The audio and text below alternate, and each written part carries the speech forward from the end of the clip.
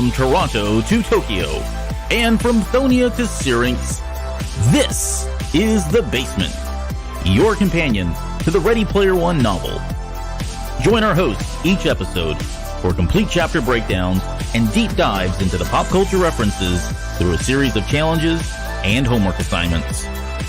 The Basement is the Ready Player One podcast for people who love things. And now, please welcome Albert and the rest of the Gunchers for this week's episode.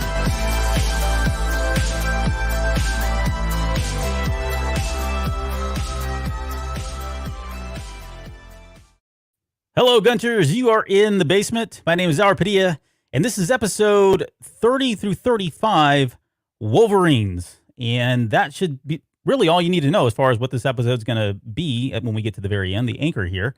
But we'll be covering all three chapters tonight. We'll do a big breakdown of the narrative, get into all the pop culture references that we've not already covered. I should make that clear because these couple of episodes had a lot of them that we've already talked about, it probably ad nauseum at this point over the previous chapter. So if you hear us not talk about something, or I guess you don't hear us talk about something, that's because we've already talked about it. So speaking of talking, Mr. All-American, you know, Thanks for having me, Albert. I know we haven't talked about this, but Cory Doctorow and Will Wheaton are still in a tight race. But here it's just too close to call with 5 districts still outstanding. It's going to be a while before we get the results. Still counting the votes. Your timing is impeccable as we are on the cusp of finally getting somebody anointed as the next president of the United States. So, Albert, I don't believe they actually anoint them. I think it's more of a procedural process at this point. Yeah, that's very true. It probably is just strictly procedure at this point. Oh, boy. Okay. And I just realized I didn't even change my background from doing the last show I did on the Cantina Cast. So I'll change that as we get into this a little bit later. But how are you doing tonight, Mr. Will 8-Bit? I am fantastic, sir. I am living the dream. I am well rested. I have plenty of alcohol. Let's get this party started. All right. Before we do, let's do some business real quick. I do want to mention a couple things, and I think we talked about these last week. So first and foremost, as you guys know, we have Ernie Klein coming on to the show Wednesday, December 2nd. It should not be 9th. That's a miss. That's a typo. I'm glad I caught this while we're live. December 2nd is when we're going to have Ernie Klein on here. Well, that's not even how you spell December, son. Yeah, what kind of operation? It's all kind of. It's just duct tape and chicken wire, to be honest. Welcome to our podcast. It's a long night. We don't have a showrunner. We don't. We really don't. Yeah, you guys know all about this already, and we just put out a promo, and I promise you everything is correct in the promo because I triple-checked that thing, but that's already out there, so take a look at that. You'll see more of that coming up here a little bit later, probably next week or so. We'll get into some of the details in terms of what we're going to do on the show with Ernie, but again, it's December 2nd at 9 p.m., and December, D-E-C-E-M-B-E-R, not December 9th, so we got that going for us. Also, on Tuesday, November 19th, that date's correct. Will and I are going to be recording a special episode of the Film Appraisers. So we're going to come on to their show. Josh and Joe host that show. They do a great job. Go follow them. Subscribe to their show if you haven't done so already. But hey, so have we decided what the 4 movies are going to be? Have we? Yes, it's locked a secret. It in? It's a secret. It's locked in. Each one of us, so all 4 of us, have picked a movie, and we're going to talk about the movie. I don't know if we're going to praise it just yet. I think that would be hilarious given what you've chosen. That's all I'll say. It's a great film. It is a great film. And we've talked about it on this film, and I think it was one of the times that I think both you and I were in stitches just talking about this film, so it should be pretty fun. But yeah, we'll be doing the recording, I think the Sunday before that or the Saturday before the 19th. We'll do that. And then once Ready Player 2 novel comes out, we expect there's going to be movies that are talked about, 80s movies talked about in that novel, of course, and from there, we'll probably bring those guys on. Well, we're going to bring them on to this show, and they'll help break down some of the pop culture references, and we'll dive into some of the movies from that show as well. So it should be a really fun kind of crossover event. Think of X-Men versus Avengers if you want to go that far. So, wow. Well, okay, maybe not that good, but we're going to do it nonetheless.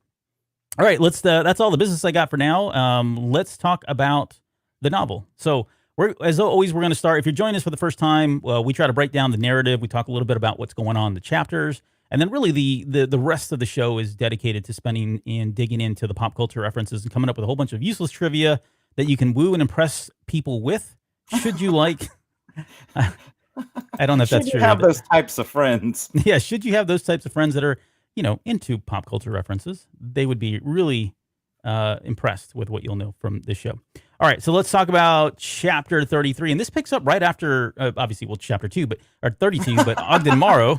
Mathematically. Mathematically. That's what is happening? I don't know. You know what? Like, seriously, so hold on. I've been up. I got like 3 hours of sleep last night because of the election. I was just glued to the TV all night long.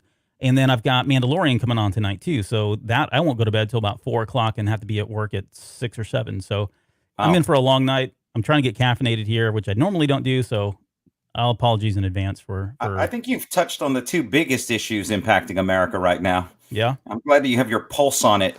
Presidential elections and Mandalorian. That's right. Well played, sir. The two biggest things in my life right now. Okay. So that hurt. That hurt a little bit. Yeah, I know. Sorry. No personal attack was meant by that means. So this is Ogden Morrow has just shown up in the basement. He's kind of revealed himself, and he's kind of taken everybody by surprise that he's actually in the basement. And he also mentions that he is the one that did knock over all the books in one of the previous chapters. So they kind of left that. I think it was right before, what was it? It was right before level 2, I think, where that happened, right? And so we were led to believe that, okay, it's just a glitch in the system, right? That kind of thing. Well, it turns out it was Ogden Morrow, and he just happened to be clumsy and knocked over the book. So that was kind of neat that we finally got the reveal all the way here in chapter 30. And he goes into, reveals that he's been tasked with keeping the integrity of the game going, right? Or the hunt going. And we've talked about this a number of times because I think we've called out specific areas in the novel where things have happened that seem to go against the spirit of the game and why he wouldn't have intervened or done something to kind of help correct that. But that's not really what this is about. But we do find out that that's what Halliday's dying wish was. And because even though technically they weren't on speaking terms just before he died, he did call him in and ask him as his last dying wish that he wanted Ogden Morrow to kind of be the keeper of the Oasis and ensure that the shenanigans wouldn't happen, or if there should be a glitch, maybe with, I think that they mentioned like the gates, right? If the gates didn't work the way they were supposed to, then he could intervene and self-correct all of that and just keep the game going. So because we're such good friends, he said, I took it upon myself to honor his dying wish, and that's why, I'm here. So, and we get this idea that he's got this level of power that's, unparalleled, right? He can do things like jump into someone's basement or jump into anybody's program, and he's got these superpowers as that kind of comes with the role itself. He then invites all of them up to Seattle, to his home, to take on the last gate. And it's a really cool part, 'cause I love this part in the novel that he's just kind of like, the man with the big money, and he's just, calling the shots. I'm going to fly you out here. You're going to do this. And he brings everybody over. And I think H is going to go pick up Parzival in the morning. So they all log out of the Oasis. And the last thing that Z does before he goes to bed is he sends out that email, the call to arms email that we talked about in the last chapter, where he's basically doing this Hail Mary pass to everybody that's a gunter, everybody that's in the Oasis, and says, look, the integrity of the Oasis is at jeopardy. If IOI takes it over, we're all done. The Oasis is going to completely change in ways that that are horrible if you guys don't come out here to rally. He really has no idea if anybody's going to even listen or respond to this email. He goes to bed. H picks him up in the morning, and this was like one of my favorite parts in the book, for a lot of different reasons, right? And because it's the first time that H and Parzival have met, and up until this point, he's always commenting on his Cheshire grin and just how good they are. I mean, they call each other amigo and bud. I mean, it's just back and forth, and you get that they have this really deep emotional relationship, but they know nothing about each other physically. And the big reveal here is that when he gets in there, and I'm just going to read this because I think Ernie Klein does a really good job of this, but he says, this is when he sees H for the first time. A heavy-set African-American girl sat in the RV's driver's seat, clutching the wheel tightly and staring straight ahead. She was about my age, with short, kinky hair and chocolate-colored skin that appeared iridescent in the soft glow of the dashboard indicators. She was wearing a vintage Rush 2112 concert t-shirt, and the numbers were warped around her large bosom. She also had on faded black jeans, a pair of studded combat boots. She appeared to be shivering, even though it was nice and warm in the cab.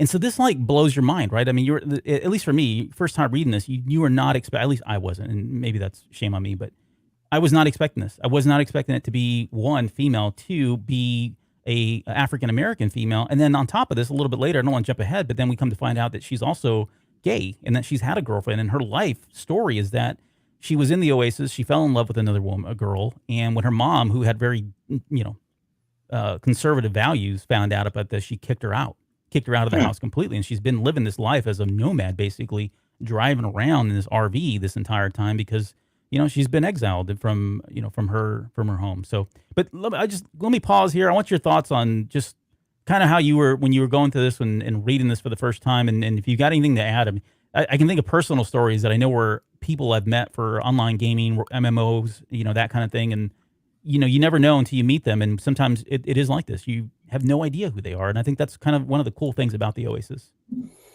Yeah, I don't meet too many people online for that reason. I'm a security guy, so I've got this whole, if I don't know you in IRL, I don't need to know virtual you either, right? It's just like so I would say the closest I ever came, real talk, was us going to Star Wars Celebration. I'd not seen a photo or met or talked to anybody outside of us talking online, like at all. So I knew nothing about anybody when I got there, but I also had no preconceptions. But hearing you retell that part of the story makes me feel like you regret me not being a heavyset African-American female. It's upsetting to me. It is. This is why this novel really hit. When I said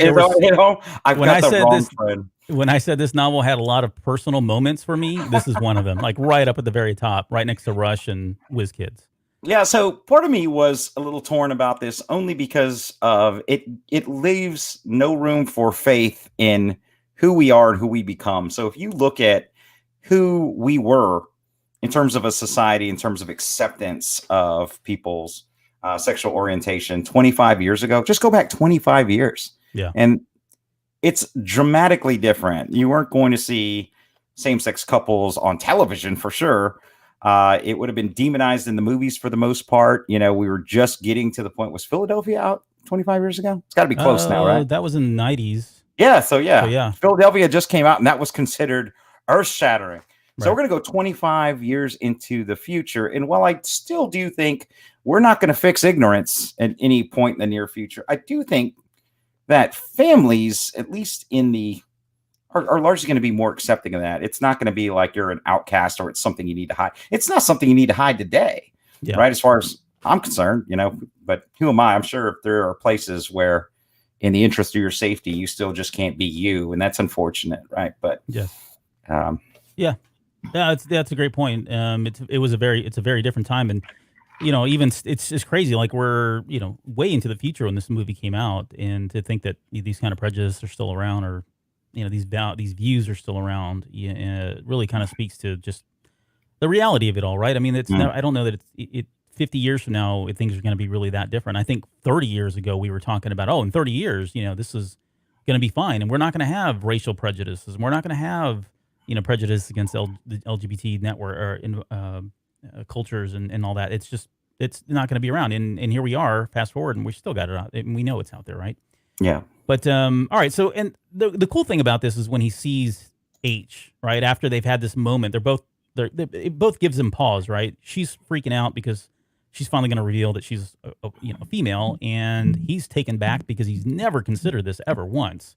And I think he does a really good job. He says, "It's good to see you, old friend. Thanks for coming to get me." I mean, that's all he says in response to all of that, which puts her at ease and allows him to just kind of get on with it, right? Like, hey, it's cool, right? It's no big deal. I know who you are. You know who I am. We're best buds, regardless if you're female or whatever. We're still best buds. So I really enjoyed this part of the book. She goes on to reveal herself. Moving forward, this is how I will greet you every time I see you from now on. It's good to see you, old friend. Yeah. Thanks for coming to get me.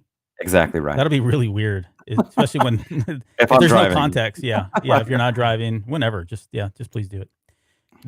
She also mentions that her name is Helen Harris, and the reason why she goes by H is because her mom calls her H for Helen, and although she spells it AECH, of course. This is where she tells her about being gay and having an online girlfriend, all of that.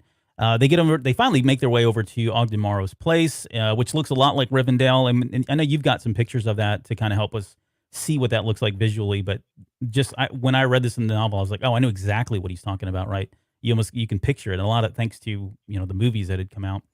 And they decided really at this point, he's hoping he's going to see Artemis, and Og tells her no, she's already jacked into the Oasis, as some of the other ones are. we got to get you guys in these rigs. And so they run over, get ready to jump into these really high-end rigs all together. And right before he does, he asks Ogden Morrow, like, so can you just tell me, like, what happened? What happened between you and Halliday?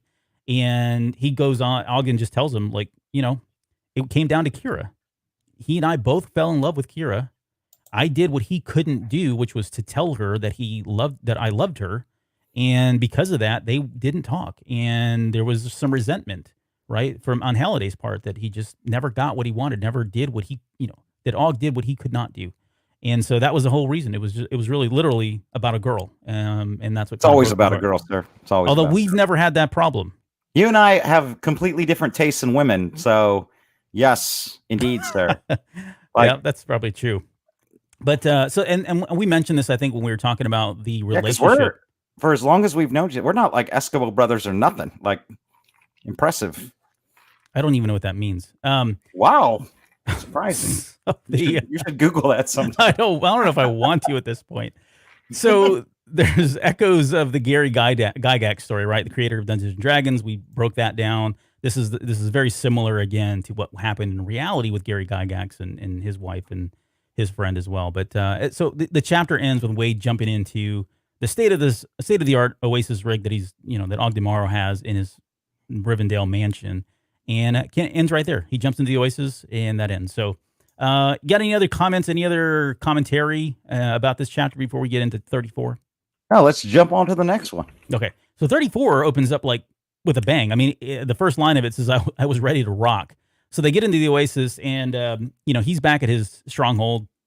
He jumps into Leopardon and makes his way out to Thonia. So this is the Leopardon from Spider-Man that he got, and is finally going to use it. And he says that, look, I need something that's going to be that I can do combat with, right? I can't take my X-Wing, or I can't take, what was the Firefly vehicle called? But yeah, anyways, I can't take any of those. I need to take something like Leopardon. So he jumps in that, heads out to Thonia, gets to Thonia, and this is like, when before the Rise of Skywalker, not to bring Star Wars into this, although I am wearing a Kylo Ren t-shirt tonight, that Mike hates. He's already made a comment here in the chat. But prior to the Rise of Skywalker, we don't really get to see what that would look like. Because remember, there were ships already out in space orbiting the planet before as he's kind of coming in. And then once he lands, he realizes there's tons and tons of Gunters that have heard his call.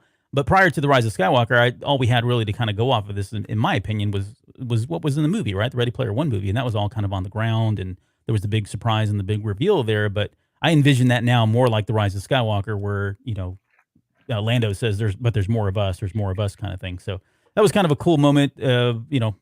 Retrospectively speaking now, it's a little different every time I read that part. But also, so H, Shoto, and Parzival are all there. They're in their mechs as well.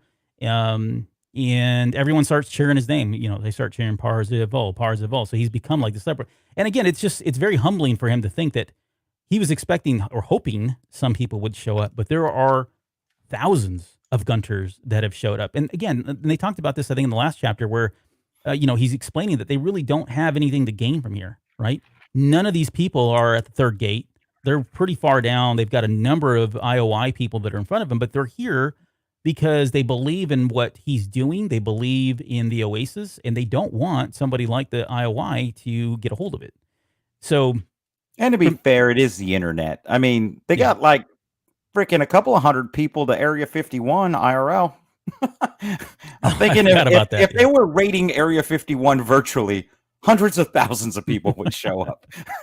So you don't know. It might have just been like, hey, man, that's something cool to do. Let's go out there. Right. I got nothing else to do tonight. Yeah, I got a level 1 character. Who cares? Right. One and done, just to say I went to Thonia and all I got with this stinking t-shirt. That's right. I'm going to do the Pink Ranger on this get up, bro. I'm going all out. Who cares? So Sorrento he starts monologuing, right? Talking about how they're not going to make it. And then he finally summons his avatar, which is like a really highlight for me in the movie or in the book first. But then when the fact that they brought it over to the movie, because it's Mechagodzilla. And, we've talked enough about that character, but it's like one of my favorites, one of the first Godzilla movies I ever saw at a drive-in. But anyway, so Mechagodzilla comes out, and and it kind of stops right there, right? We get the tension that, okay, Sorrento's got his forces, Parzival has all of his forces. The only thing that's preventing this war from happening is the shield, right? The shield that they've summoned, this orb from the orb of Oziovox that's kind of keeping Thonia in place and protected. And we get the whole background on his master plan. And just to kind of boil it down, he's essentially programmed a robot that looks like from Short Circuit, which you're going to do a fine job of tonight later explaining. You know I will. You know I will. But so this robot has been tasked. He's pre-programmed this robot on this day to go and pick up a matter friction induction bomb, take it to the very top where the wizards are keeping the spell going to keep the barrier up, and then detonate it. And that's exactly what happens. The chapter ends with that robot picking it up. It makes it all the way up to the top. It blows up. The shield comes down, and we end on that chapter. The war begins. So, thoughts on that one? Anything that I forgot. Wait, one thing. There is a comment. There's one comment in this thing that I was reading it again, I realized we didn't actually document, but we're going to talk a little bit about it a little bit later. So, I just want to make sure that in the sake of thoroughness, Artemis actually says, "I have a bad feeling about this," which we know is a reference to Star Wars because it's said in just about every movie. Yep. I've never heard that before. Anyways, give me your thoughts on 34 before we get into 35 and then into the pop. No, it's the setup, man. I'm ready. Let's get to war. I think it does a good set. I did not like the Iron Eagle set. It's a terrible movie, just so you know. The Iron Eagle setup? So, yeah, well, we talked about him throwing his 8-track in. And oh, wait, no, we're getting to that chapter next. Yeah. Ugh. I know it's. So hold on, I'll bring it up here in a second. Let's go, Chappie. All right, talk to me, Chappie. Dun, dun, dun, dun, dun, dun, dun. Talk to me, Chappie. Talk to me, Goose. We're not even trying anymore. No, we're not. Let's remake this movie. My favorite line from Iron Eagle is when he says, "You got to deal with me, Doug Masters." I'm like, really? You're calling yourself by your first and last name? It's right after he says, "Time to die, Iron Eagle." I think it's the part before that. It's a terrible movie, but I love it. All right, so 35. The shield comes down. All the force, they go at each other. And Ernie does a really good job of giving you enough details without getting bogged down into the every fine point of what's exactly happening between the four. You get it, right? You got a crap ton of people going at it, Braveheart style. They're all battling. And it's really hard not to read this chapter now and imagine what's happening in the book or in the movie, right? As we see the war depicted in the movie, because again, they did a really fine job of that. And they gave us a lot of stuff that was just eye candy. Mm. Whether it was small pop culture reference, like the Chucky scene is a pretty famous one, popular one now, or just visually, there's always something going on in that scene when you go back and watch the movie, and that really helped, I think, flesh out what we read in this chapter. So although he doesn't get into the fine details of everything that's happening in the novel, they do a good job of that in the movie. So and this entire time, Sorrento's in Mechagodzilla, and he's laying waste to people by large. I mean, just leveling folks left and right. I mean, he's certainly a force to be reckoned with, right? And I love it because H makes that comment where he says, I think we finally reached the final boss," is what he says, which harks back to gaming and all that. H and Parzival, they make their way over to the gates and they get out of their mechs at that point. And then Z tries to get Shoto to go to the gate as well, but Shoto's like he's still thinking about Daito, right? He's thinking about how Daito's died, his brother has died, and this is his moment to exact revenge on somebody like Sorrento. So he goes ahead and takes it upon himself to try to do that. Sorrento turns last minute, hits him with the Mechagodzilla blue laser, blows him up, and he dies. Like, not dies in real life, but obviously his avatar dies, and so that resets him back to zero. So it's kind of a big loss there. And that's when Z tries to go and intervene. He's in his Leopardon. He gets attacked by the blue ray that cuts his ship in half, and so he ejects. He's got his boots on, so he's able to kind of get to the gate. But right before he does, he decides to pull out the beta capsule. So he pulls out the beta capsule that he got from Daito as a reward, as a gift from Daito after he passed. And he turns into Ultraman, right? Turns into Ultraman and starts picking away at Mechagodzilla. And I thought this was cool because, again, not to get too nerdy here, but if you had to pick or put Ultraman against Mechagodzilla, if you've watched the Ultraman series, it's really probably not a competition, in my opinion. And I think that's what Ernie was trying to do, because he just literally slices and dices him. He hits him with the Ultra Slice. Do you still remember the hand? Do you remember all the hand movements that I told you? We did cover a few of them. One of them some kind of obscene gesture. It was, I don't know. All right, no. Okay, No. I won't make you do it again. No. All right, so he hits him Do you with remember the how to order a scotch? Glen Morangi. So he hits him with the slice, cuts him in half. At that point, Sorrento ejects, and the head is kind of like the escape pod, right? And as that's going through the air, he hits him with the Spectre Ray or Specium Ray. The Specium Ray then blows that up, and Sorrento's dead. Finally takes him out. He gets back to the gate. They're all bragging and grateful that Sorrento's been taken out. He pulls out his key. There's only one keyhole, so Z pulls out his key, realizes that there's not enough, and then he says 3 is a magic number. Boom, 2 more keyholes open up. All 3 of them put their keys in. They all turn clockwise. I forget now which way they do it. The gates open up, and they're about to take a step into the gate when suddenly they all die. And I love the way this chapter ended because I was completely floored, completely shocked. It's just, and here I'll read the passage because I just love it. It says, "Wow, I heard Artemis whisper beside me. Here we go. As the 3 of us stepped forward, preparing to enter the gate, I heard an ear-splitting boom. It sounded like the entire universe was cracking in half, and then we all died," which I think is great. I just love that, and I love the way he just ends it there because you were at this point in the book, and the pacing here is just so rapid. Again, we talked about this, like especially this last third of the novel. It is very, very quick in terms of pacing, and this does a really good job of making you want to just not put it down. I mean, you cannot turn around at this point when you've got to this point in the novel. So that's how it ends. Give me your thoughts on that before we get into the pop culture. Yeah, I think you nailed it. Pacing's good here. But, I read that and I'm like, oh, that's intriguing. But then my brain told me, hey, I still got 34 pages of text. We got to wrap this thing up. And I'm assuming they're not going to go all lost on us and just say that they're in purgatory. Yeah. Yeah, so, like Lost. Yeah. Yeah. Were you at any point, did you, like, I know not to spoil this because I don't think anybody that's listening or watching the show is not read the novel, but at any point did you even think about the extra life token or the coin that he got, or I mean the extra no quarter? So there are stories I read where I'm trying to think ahead. This didn't seem like one of those. The book reads like an 80s film.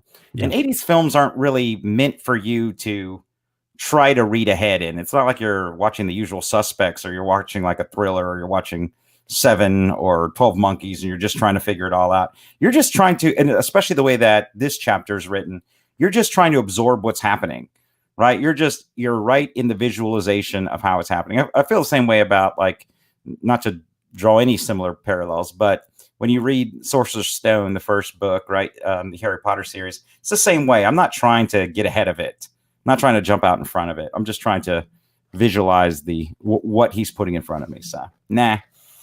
Yeah, I didn't either. I mean, honestly, and I think that's what's kind of cool. I mean, he buries that thing so far back, and you're really not thinking about it. You're not expecting it. And I think that's kind of it. When he does reveal it, you're like, holy crap, that's awesome that he was able to, we finally got some meaning or purpose as to what that whole scene was about, other than just a trip down nostalgia where Halliday grew up, right, at the pizza joint, which I thought was cool. So, okay. Again, these chapters are really great. I really love the fact, again, the pacing's awesome here. There's just so much he's throwing at you visually. It's a great treat. So we're going to get into the pop culture now at this point. Let me bring up this. And the first thing we got is H's RV. And let me scroll up here so I can get to the quote. Sorry, 1 second here. All right, here we go. The reference: it was a mocha-colored Sunrider, about 20 feet long and at least 2 decades old. A patchwork of solar cells covered the RV's roof and most of its body, along with a liberal amount of rust. And that's it. And I know this is one of those really, like, we're stretching on the pop culture references, so I'm glad you did all the homework on this. But yeah, take it away, Will. Tell us exactly what is happening, or what the heck's a Sunrider RV?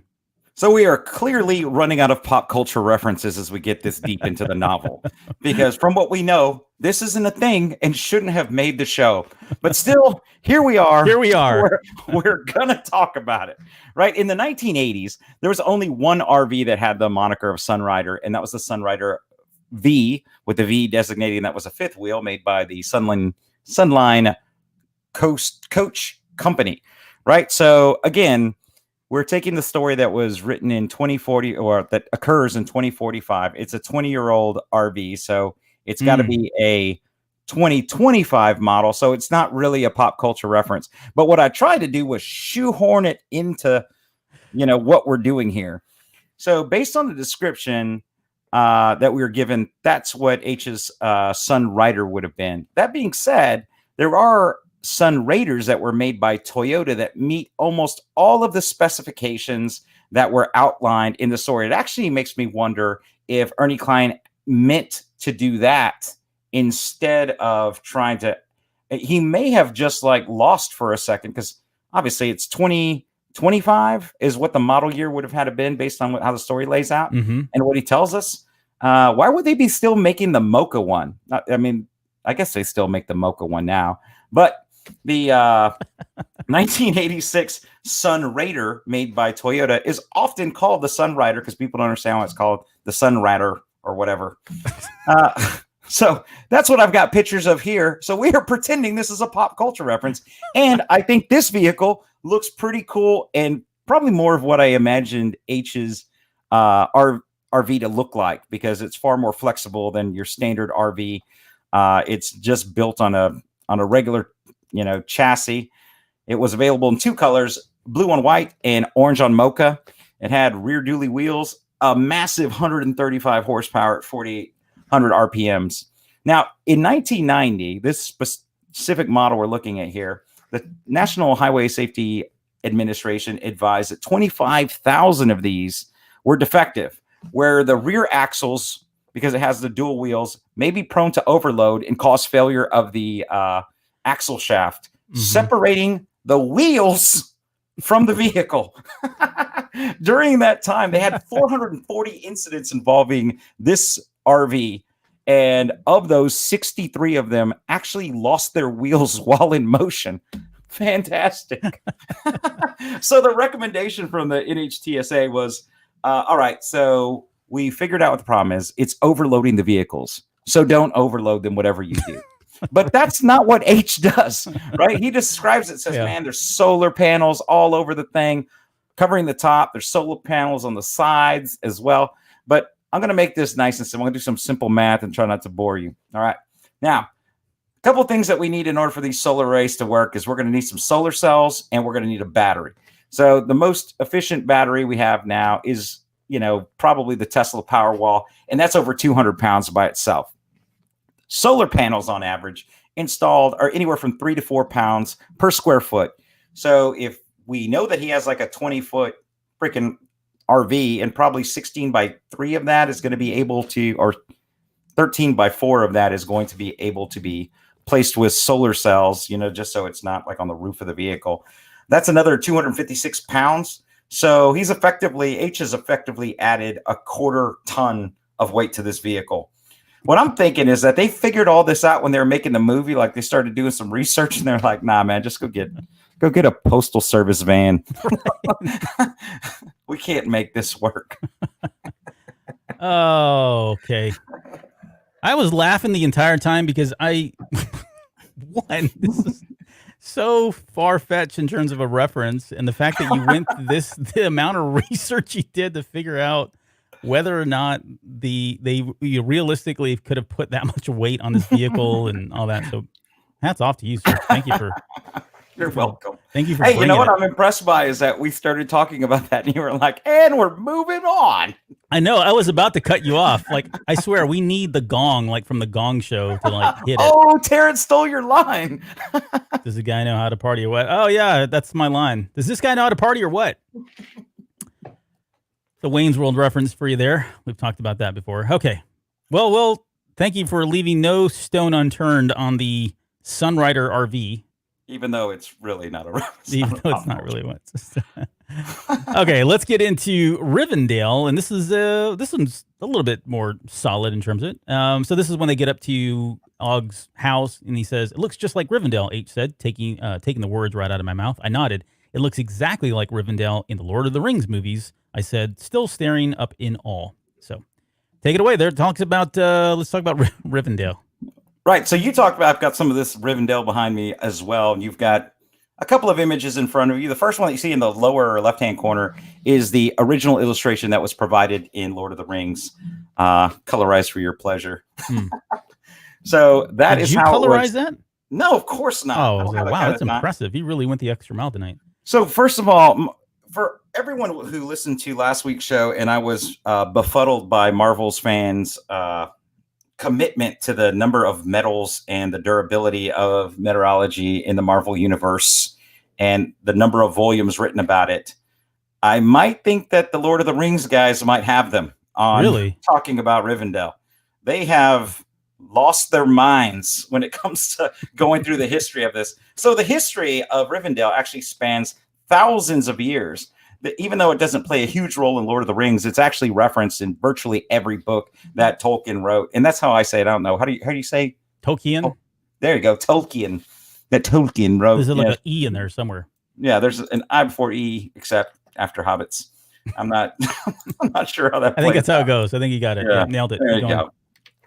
So it was founded in the Second Age. So there's 3 ages as you look over the Lord of the Rings calendar. And somewhere there's someone who loves Lord of the Rings that is just like this idiot. Well, it's JR. He just says, I have shelves of Tolkien books. You're talking to him right now. Yeah, he's just like this idiot doesn't know what he's talking about. So for reference, Lord of the Rings, the War of the Rings, takes place in 3019 TA, the Third Age. Okay. So interesting about this is that if you look at the picture that's directly above the Tolkien reference, right, that is what they believe that Rivendell was based on. So that is Lautenbrunnen in Switzerland. So Tolkien had actually a realistic looking picture here, huh? Yeah, he had hiked in that area in 1911, and they believe that he sketched that location in order to serve as Rivendell in the book. I can see it. Yeah, I mean, definitely see it, right? I mean, all right, yeah. So I didn't know this because I've watched Lord of the Rings. It's one of the wife's favorite movies, but I don't watch it all the time. I mean, I'm not knee deep in it. But I didn't realize that Agent Smith was the one that actually founded Rivendell. Like, that's not his name. Agent Smith. I don't know what his name is. It was just terrible. I did more research on the solar cells. I was too busy doing that. I allocated too much time to the power solar cells. Yeah. Didn't get a chance to get the character's name down. So that's obviously the movie. I actually put those images over Frodo so we didn't have to look at him. Oh, nice. So if you move those on the presentation. All right. Well, okay. Yeah. So look at this, dude. So this is what I'm talking about. I was most impressed with this. Somebody took the time to build a GIS platform specifically for Middle Earth. How insane is that? Wow. And to the best of their knowledge, they took every reference in terms of time, how long it took them to get there, the average walking distance of a human, and put not just these stories, but all the stories in the Tolkien universe that take place in Middle Earth together to build this map. And so this gives you an idea of how long it took them to walk from Hobbiton all the way to the keep. So what is it? It says it's 1,800 miles and it took him 6 months. Yeah, it took him 6 months. And then it says, you probably can't read it, but it says 4 months without orcs.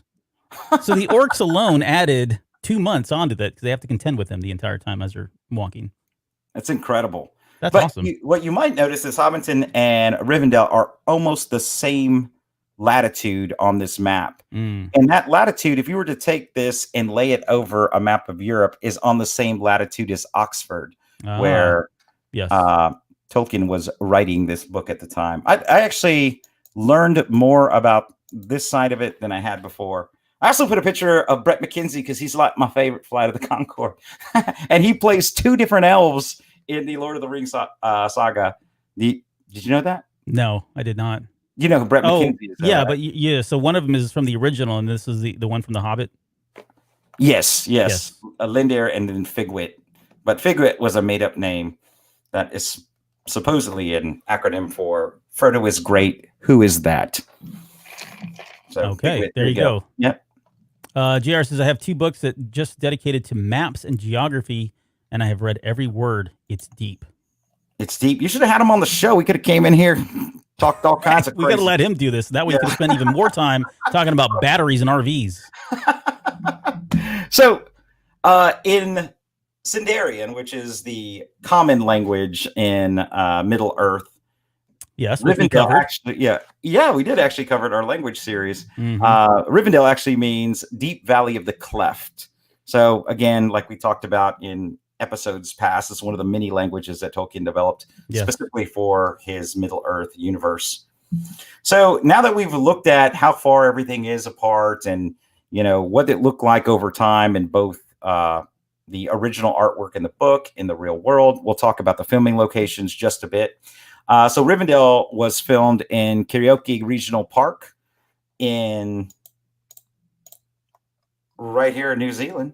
So you can see it right here. It's that white dot. I'm sorry, I was trying to find where the white dot was. Yeah. But it's right there.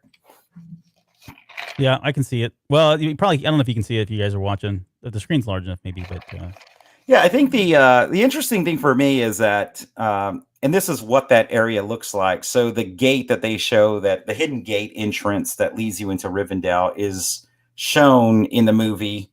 That's a real place. That was a practical set.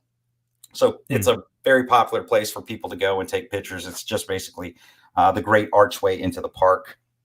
So looking at the image of the park in your upper left-hand corner, you can almost see exactly the vignettes they used for the practical backgrounds. Yes. And then there's no waterfalls in this area. So if you went there and you thought you were going to see these cool waterfalls, you'll see them if you go to the Switzerland location it's based on, but won't see them in New Zealand. All of that was just CGI added for the film. Got it. Yep. That's about all I got. I also didn't realize that it was like difficult to find this place, right? Like you couldn't just go to Rivendell, that it was hidden because it was in the Misty Mountains and there's some magical qualities to that. So its exact location wasn't found, and that many people that went to try to find Rivendell couldn't. But there you go. I have to admit, as you were doing your quick presentation on Rivendell, I had a hard time deciphering whether you were talking about reality or not. And I think that probably speaks to what you were talking about, where there's just so much research that's been done, and just creativity that's been made about it, that it blurs the lines. Like, honestly, like I was sitting there listening, I'm like, I had to keep thinking about, okay, are you talking about real life, or are you talking about in the movie or the book or what? But that's, again, probably a testament to the fandom itself and how much time they spent to flesh all of this out. Agreed. Okay. All right. Well, JR, you can grade us. Give us a grade. Let's do a scale of 1 to 10. A curve. 1 to 10. If you want to grade Will on how he did on Rivendell, please do so. All right, we're going to move on because this show is going to be about 2.5 hours. I'm telling you right now. All right, let's talk about. You got another one here, and I think you're finally going to get a break, and I'll take over here. But this is the reference to what was this? I forgot now what the heck we were talking about. Reindeer Flotilla Septic Astronomy. And here's a reference. The visor scanned my retinas, and the system prompted me to speak my new passphrase, Reindeer Flotilla Septic Astronomy. No, it's no septic. It's septic. Septic Astronomy, not septic. Hey, you know that septic astronomy? It's poop. I'm dropping a comment tonight. All right, take it away. This show is completely bottomed out.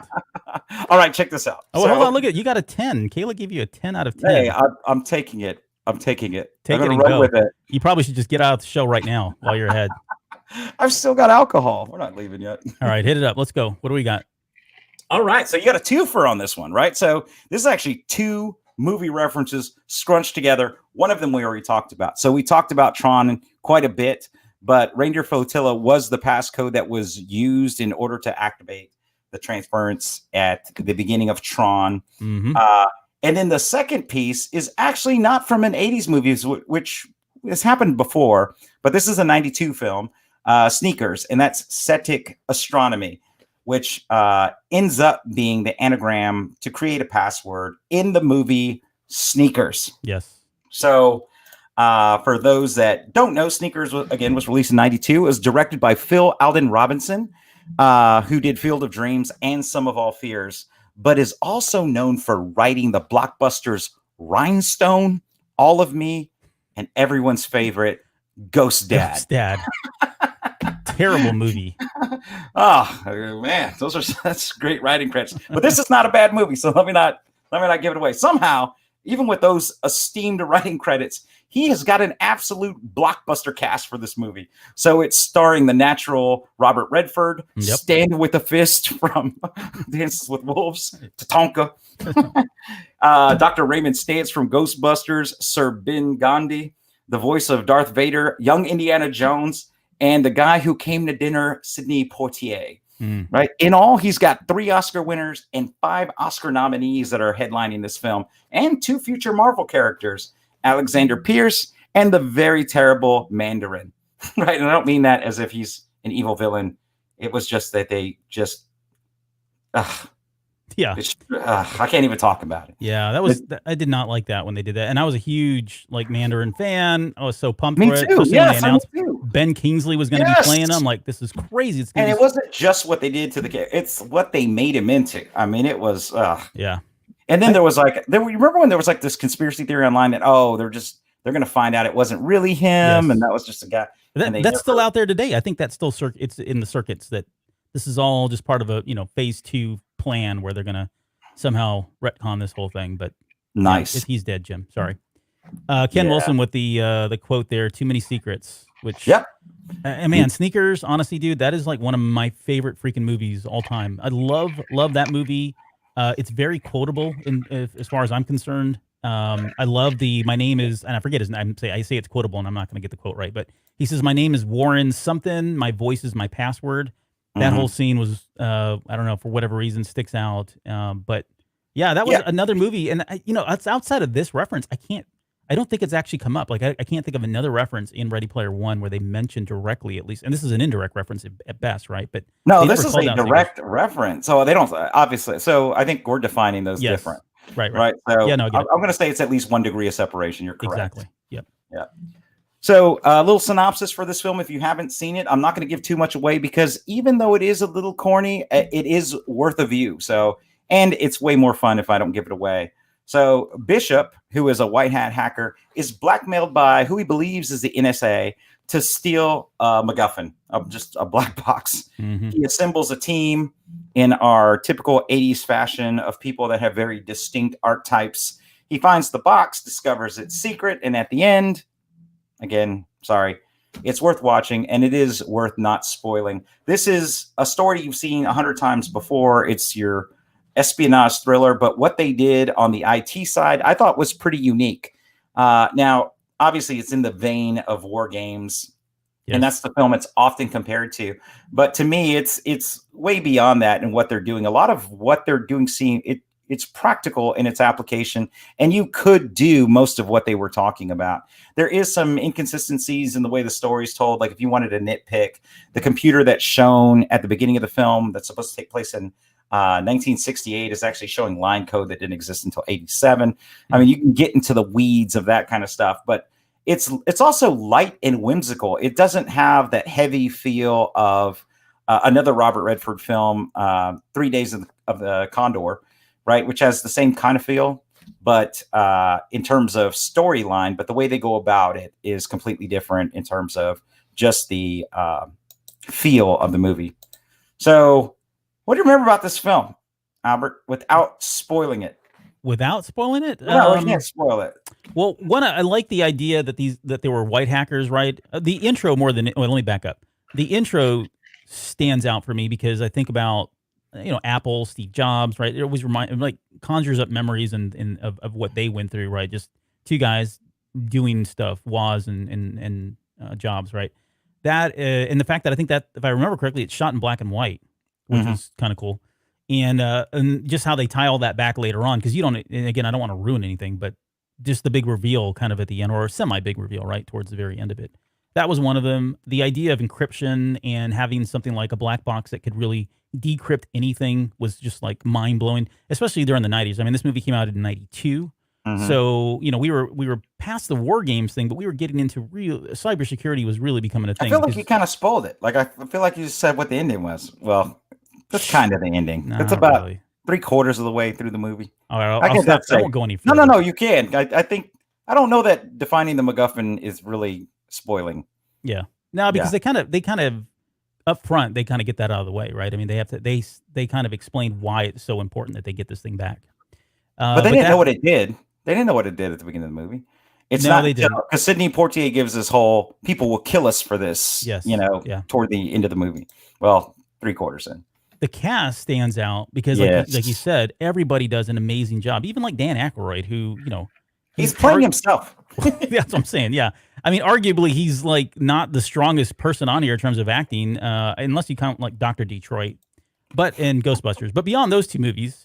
No, seriously, like, he does a good job. But again, like you said, he's kind of playing himself. But I mean, the cast of characters are characters, right?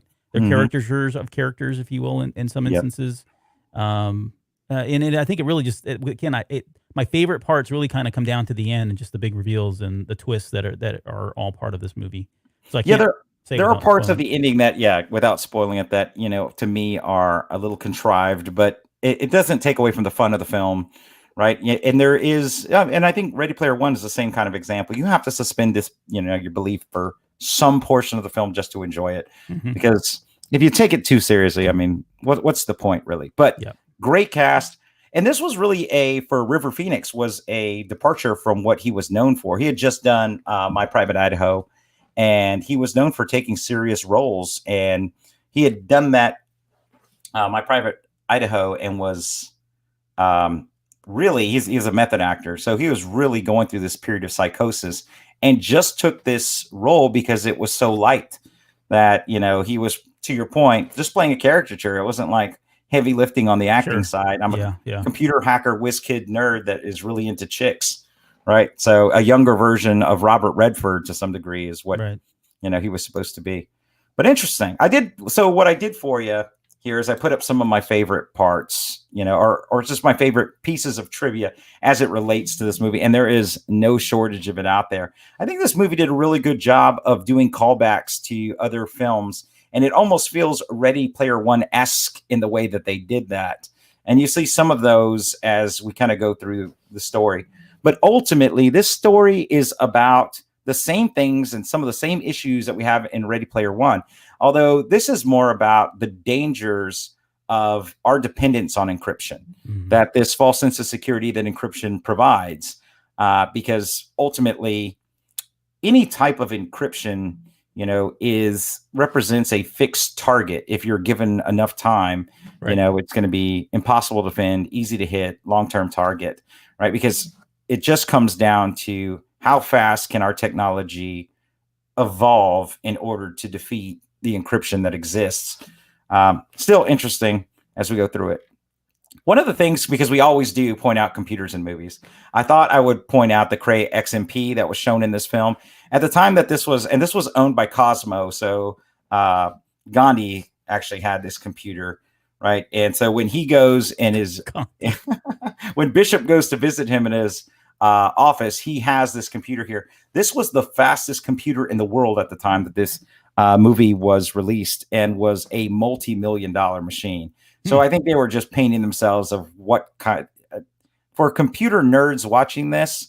This had to be exciting to see this in film, where most of the audience is just kind of trucking along. And I did think that they did a pretty decent job to the extent that they could with trying to keep it real. So I don't know if you know this, but the realism of the IT piece was an important factor for the development of the film.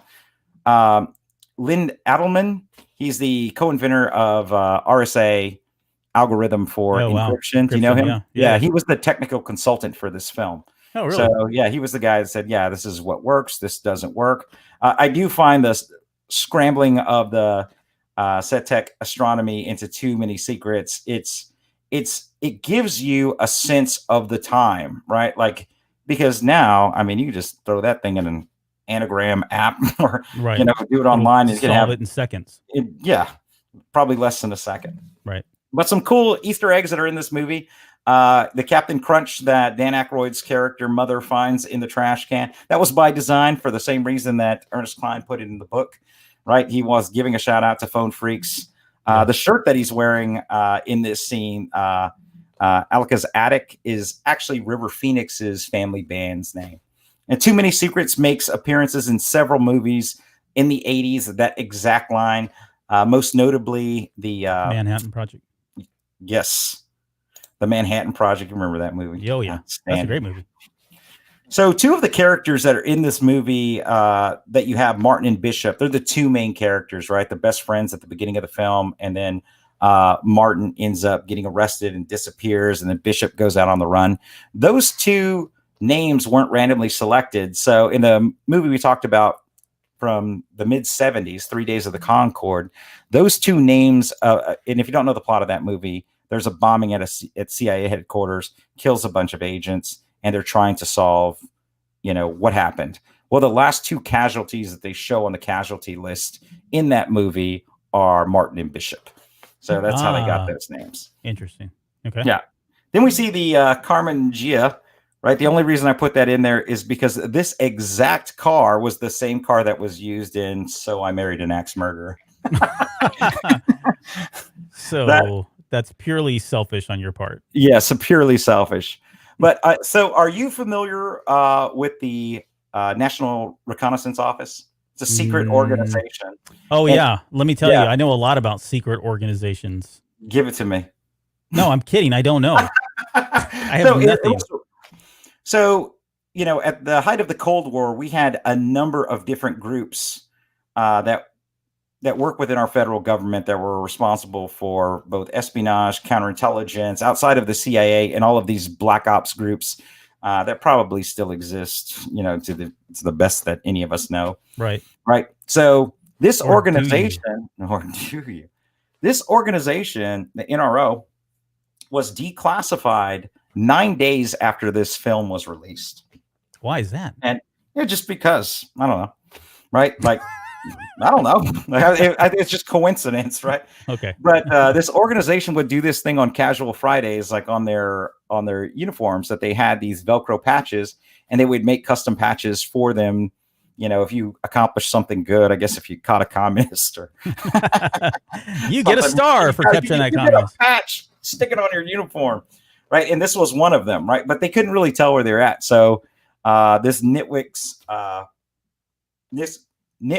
rubes, and oafs was what the NRO called themselves, right? Because they couldn't talk about the National Reconnaissance Office. And they had a patch that actually had that C-Tech Astronomy on it. Now, there's rumors that C-Tech Astronomy, that the NRO wasn't copying Sneakers, but Sneakers somehow found out knew about the NRO, right? And then used it as a nod to let them know that they knew. But again, this is a great film. Absolutely go out and watch it. It's a lot of fun. Anything else on this, Albert, you got? No, I don't. Although I keep looking at Robert Redford, and my gosh, he looks like Brad Pitt. And I've seen Spy Game, and I know people have talked about it, but he does look like he looks like a young Brad Pitt there. I don't know, maybe if I'm the only one that's seeing it, but probably not true. But yeah, that's actually has nothing to do with Sneakers, but there you go. That's all I got. Oh, I'll give you one random factoid about this movie. The jacket that he wears throughout this film is the same jacket he wore in The Natural. Exactly. It's the exact same jacket. Really? Yes. Was that just a Easter egg thing, or did he make him? I don't know. No, I think he does what he wants. He's Robert Redford. Robert Redford, yeah. Who are we kidding here? All right. Well, thank you, Mr. Will. You can take a break. Yeah. In fact, you want to leave the show, you can go right ahead and do it at this point. So. Oh, nice. I'm going to make a fresh beverage. No, I was only kidding, but you go ahead and do what you got to do. All right. I'll take it up from here. So we're going to talk about AC/DC. And you may be looking at the screen right now going, what in the world are we talking about here? So let me give you the reference. It says, I noticed that Halliday had added an old 8-track tape player to the cockpit control panel. There was also a rack of 8-track tapes mounted over my right shoulder. I grabbed one and slapped it into the deck. Dirty Deeds Done Dirt Cheap by AC/DC began to blast out of the robot's internal and external speakers so loud that it made my chair vibrate. So we're going to talk about Dirty Deeds Done Dirt Cheap by AC/DC. And I'll come back to the reference here in just a second in terms of how we get there from what you're looking at here. So AC/DC, obviously this is a rock band. They're one of my favorites, absolute favorites all time. I think what they were doing in the 70s, and I'll talk about this a little bit later, we didn't even get a lot of this until the 80s, early 80s, but they were mid 70s all the way to the late 70s. They were putting out stuff that was just solid rock and roll. there were other bands that were experimenting. Right, we were going through all the different phases of the big operatic rock pieces. We talked about Meatloaf and Yes, and you've got the onset of progressive rock that was kind of happening. And these guys were just meat and potato type rock and rollers, right? They're a band out of Australia. The band members were Agnes was on lead vocals. You had Malcolm with rhythm guitar. Phil Rudd was on drums, and you had Bon Scott originally, who was doing lead vocals. Now, most people know that Bon Scott died in 1980, so he was notorious for drinking, doing drugs. I mean, as they all were, really, right? But he actually, unfortunately, had too much to drink one night, fell back on his back, lay down on his back. He choked on his own vomit, but he was too passed out to wake up, and so the official ruling of his death was acute alcohol poisoning, although he just literally just choked on his vomit. So it was at that point that they replaced him, right? And I'm drawing a blank on the guy's name right now. But they replaced him, and that's when the Back in Black album came out, which is my favorite one from AC/DC. And so yeah, that's kind of how it all started. Now let me get into and I don't want to spend too much time talking about the band. I want to talk about the song and where we get the quote from, the reference from tonight. So the name, the origin. So what we do here on the show is we always talk about where did the band name come from, and this one's pretty simple. It's Brian Johnson, by the way. Brian Johnson, thank you. So both, not anymore, obviously, because you know who it is now. It was 2016. Who's been the lead singer? Was it the guy from? No, it's not. I'm thinking of Van Halen. I'm thinking the guy from the lead singer from Porno Graffiti was doing that, but he was doing Van Halen. No, he's very into. Yeah, it's Axl Rose. Is it really? Yeah, I can see him doing both a Bon Scott and and Brian. I think he could pull up both of them. I have to listen to that. That's interesting. I didn't realize he was doing that now. But so Malcolm and Agnes were brothers. They had a sister, and she had a sewing machine. She saw on there that it said AC/DC, and it's as simple as that. They decided to go with it. They liked the fact that it kind of spoke to the amount of energy that they were going to have, the raw energy and the power-driven performances. So they kind of ran with it, and that's been their name ever since. And this is, again, back in like 1975. Now, their discography, they've had a total of 18 studio albums, which is pretty expansive. It's a pretty good number. Dirty Deeds Done Dirt Cheap is a song, but it is also the name of the album that came out in 1976. This album, although it was released in 76, didn't actually make it into the U.S. until 1981, some 5 years later, and it was already 1 year after Bon Scott had already died. So you think about that, and it is a different time, right? And I think we talked about this when we were talking about like radio and when we were talking about Rush. Songs didn't come out like they do today, right? There was no internet, obviously. You had DJs that were allowed to play whatever they wanted. There weren't any like mega corporations that were saying, dictating what was going to be on the playlist and all that. So music was very hard, especially when you think about some place like Australia.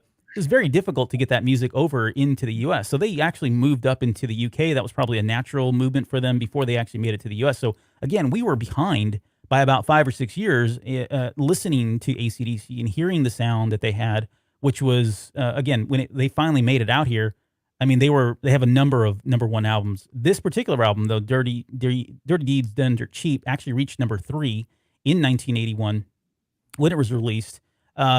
This also gave us the song Big Balls, which I know is like, I mean, it's a hilarious song, but it's like, for whatever reason, in San Antonio, when we were growing up, like this song, and probably you tell me, I don't know if you listen to 99.5 or if it's even still around, but they played this song like every hour on the hour for some reason. Especially in the morning. It seemed like it was always a on our way to school kind of song that would be on the radio. But, my theory is that they had to go that way because of the voltage drops, right? So they're using a 230 volt standard for AC/DC in Australia. They dropped to 220 going to the UK, and then we're a 110 standard over here. So okay, thank you, Will Wilkins. Is this guy not a party or what? But yeah, big balls. I've got the biggest balls of them all. That's a line. But you know what? Here's the thing, right? Like, maybe I wasn't trained properly when I was growing up, but is that something we brag about? Because I didn't know that. Like, I don't know. Like, even to this day, I have never said, I mean, outside of like us doing the whole, you got to sail, baby. You know what these are? Outside of that, I've never like had somebody been like, wow, that's impressive. You can get a lot of coins in that sack. Are we talking about Lord of the Rings again, or what? No. So if you had to have if you haven't had a chance, go look up the lyrics to Big Balls. It's pretty funny. Said no one ever on a podcast. Yeah. If you're enjoying what you're hearing now, please Listen. go out and find the lyrics to Big Balls by AC/DC. It's quite the innuendo song. All right, let's get back on track here. So the song, it's that whole segment right there, that whole segment like SNL. We really like the Schmaltzy balls. Yeah. Don't start. Okay, listen, let's get back on track. We are talking about we're talking about dirty deeds done dirt cheap. Okay, so the song is about a hitman who kill horrendous people like, high school teachers, principals, your wife, your husband, and then the third verse is about your nagging wife. Like if you want to kill your nagging wife, you call this guy to come and kill, her if you want. So he mentions in the song here there's a number of dirty deeds there's concrete shoes, cyanide, TNT, which is actually the name of their first album, 1975, right. TNT. Neckties, which I guess is choking people with a necktie. I don't know if that's the dirty deed, if that's really a thing or not. It's not if she asks for it. Oh, whoa. And with that, we'll see you guys next week. That's a thing. Contracts, I don't know what that is either. I guess it's the lawyer thing. I don't know. Maybe not. Or is it like a contract to kill somebody? Yeah, that makes more sense. Okay, thank you. All right. And then High Voltage, which is actually and I got those mixed up. High Voltage is their first studio album. TNT is their second studio album. So they call out two of the albums in the list here. So all that said, and here's the album on the left-hand side here. This is the Dirty Deeds Done Dirt Cheap album. And then for the single, they have this bizarre artwork that it looks like Joe Piscopo. You remember him? I do. And that guy clearly, based on that illustration, does not have big balls. No, he's got tiny little ones. Although he's got big pockets there. I don't know what that means. I have no idea what that means. What in the world? All right. That sounds like something Steve Carell would say. Well, he does have big pockets. He does have big pockets. He must work out. Okay, and all of this, so we're going to finally come full circle to this. And this is the Benny and Cecil Show. So this is a cartoon that ran on ABC from 1959 to 1962. 3 years, I don't remember. It's quite a number of episodes. I never saw this cartoon, first off, full disclosure. I went back and watched some of the episodes, and they're kind of annoying, especially the guy on the right-hand side. And this guy is called Dishonest John. And Dishonest John was kind of like, he was always mucking around with these guys, doing things to get in their way. And the reason why they got the song, the inspiration for the song, Dirty Deeds Done Dirt Cheap, was this character had a business card that said, Dirty Deeds Done Dirt Cheap, special rates for Sundays and holidays. Now, I looked everywhere to try to find a picture of this, and I could not find it anywhere, although I saw it on multiple sources, confirmed that there was a business card somewhere in the run of this TV show, this cartoon, that he actually pulled out a business card and it was seen. Now, whether it was seen or he reads it, I don't know. It wasn't very clear. I apologize. I could not find it. So, but again, the quote is Dirty Deeds Done Dirt Cheap, special rates for Sundays and holidays. And throughout the cartoon, and you can see I've just got 3 examples here. He was again, dastardly doing things to get in their way. You can see he's clearly got a bag there, a big sack that says Dirty Deeds. He's about to send little Bebe's kid there down by cutting the cliff off there, and then he's still on another baby here on the right hand side. So that's Beanie. That's Beanie. Yep. Yeah. As evident by the beanie on his head, right? Yeah. You wore a beanie like that when you were a pledge in the Thespians. I was, and we're gonna get into Thespian Society here in a little bit when we get to Short Circuit. So this is so look, hey, Ken actually saw it, so cool, man. I'm glad somebody had seen it. I was just before my time, to be honest, by about 10 years maybe. So I never got a chance to see it. So here's an interesting little tidbit of trivia. So the song came out, right? And there's a point in the song where he says to call him, right, if you want these dirty deeds. And what he says is 36 24 36. Now, if you're in the US and you dial 36 24 36, nothing happens, right? But there was a number of people that heard the lyrics wrong. And so the way they heard this was they heard 362 436 instead of 36 24 36. If you dial 362 436, still nothing happens. You're still missing one number plus an area code, right, to get an actual phone line here. So right afterwards, he says 36, 24, 36. Hey, people heard that as 8. And so when you stuck an 8 on it, you had the phone number of 362-4368. There was a person in Libertyville, Illinois, by the name of Norman. There's a couple named Norman and Marilyn White, who filed a $250,000 lawsuit against Atlantic Records because they were getting people dialing their number of 362-4368 in this area code. So they actually took this to court, and they lost. They did not win. The judge finally ruled that there was no intent for anybody to dial this number directly, much less or more of the fact that these lyrics aren't even said that way, right? They were making up a number. People were making up a number in their head. And so they got that whole thing got thrown out of court, but it actually made it all the way to a whole trial in the whole 9 yards. So it reminds me of 8675309, and there's a history there, and there's probably other examples in music where people have dialed numbers. And again, this, as I was reading this whole case, it seemed like both Norman and Marilyn White of Libertyville, Illinois, really all they wanted was just money, as you would expect from people. So. I don't know. You could have been genuinely, I mean, you got to remember, and you know this as well as I do, remember 1985? Like today, if you don't, we've talked about this before, if you're not in my contacts list, you don't exist. I don't answer your call. Don't leave a voicemail because I haven't checked the voicemail since, 1992. Right. But back in the day when the phone rang, you kind of had to answer it. One, it was really loud. It just seemed like every phone in the 80s was, set loud. to 11. It was set to 11, man. And you had to answer it. Most families didn't even have an answering machine in the early 80s, right? We didn't have that level of technical sophistication yet. So you had to answer the phone. So can you imagine back then? It wasn't like you could put your phone on silent or do not disturb. Well, that thing is just it had the you could unplug it.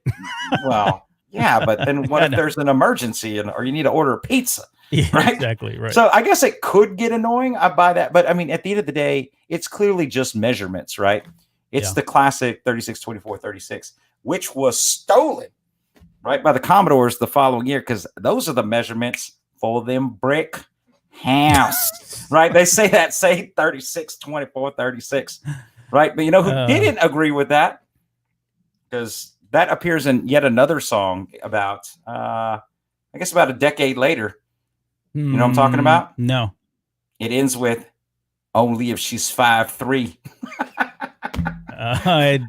Is this your ghetto rap face? 24-36. Only if she's 5'3". I don't know what song that is. What song is? Baby Got Back by Sir Mix-a-Lot. Oh, it is. And that's a direct reference to this song, right? So there you go. Yeah, I've taken you across the measurements of everything from rock to funk to really bad commercial rap music.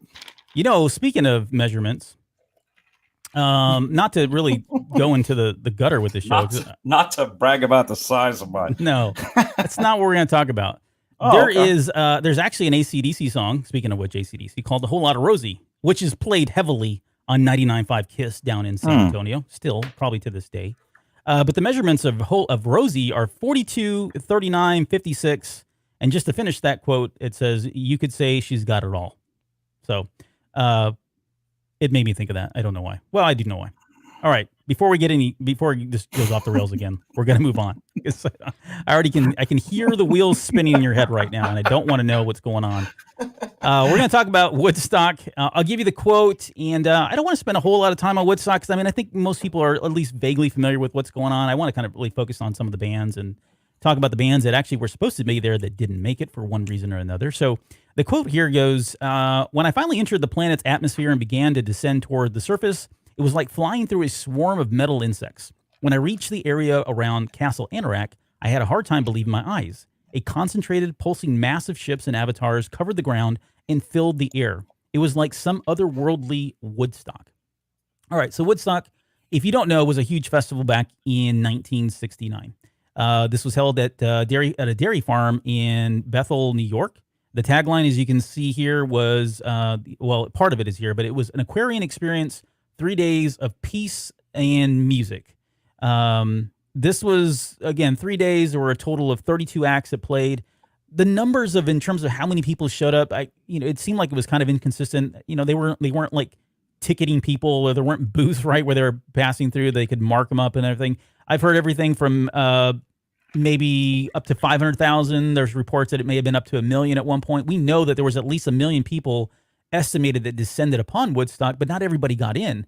The lines were so jammed, traffic was backed up so much that a lot of people just pulled over, got out of their vehicles, and walked the rest of the way to get into the park. So who actually made it in seems to be between 500,000 and 1 million people that were there. And I've got some pictures here that will show, well, I think I've got one here. I mean, you can just see, I mean, it's massive, huge, massive. And this wasn't the first big festival, music festival. They've been going on long before this, really.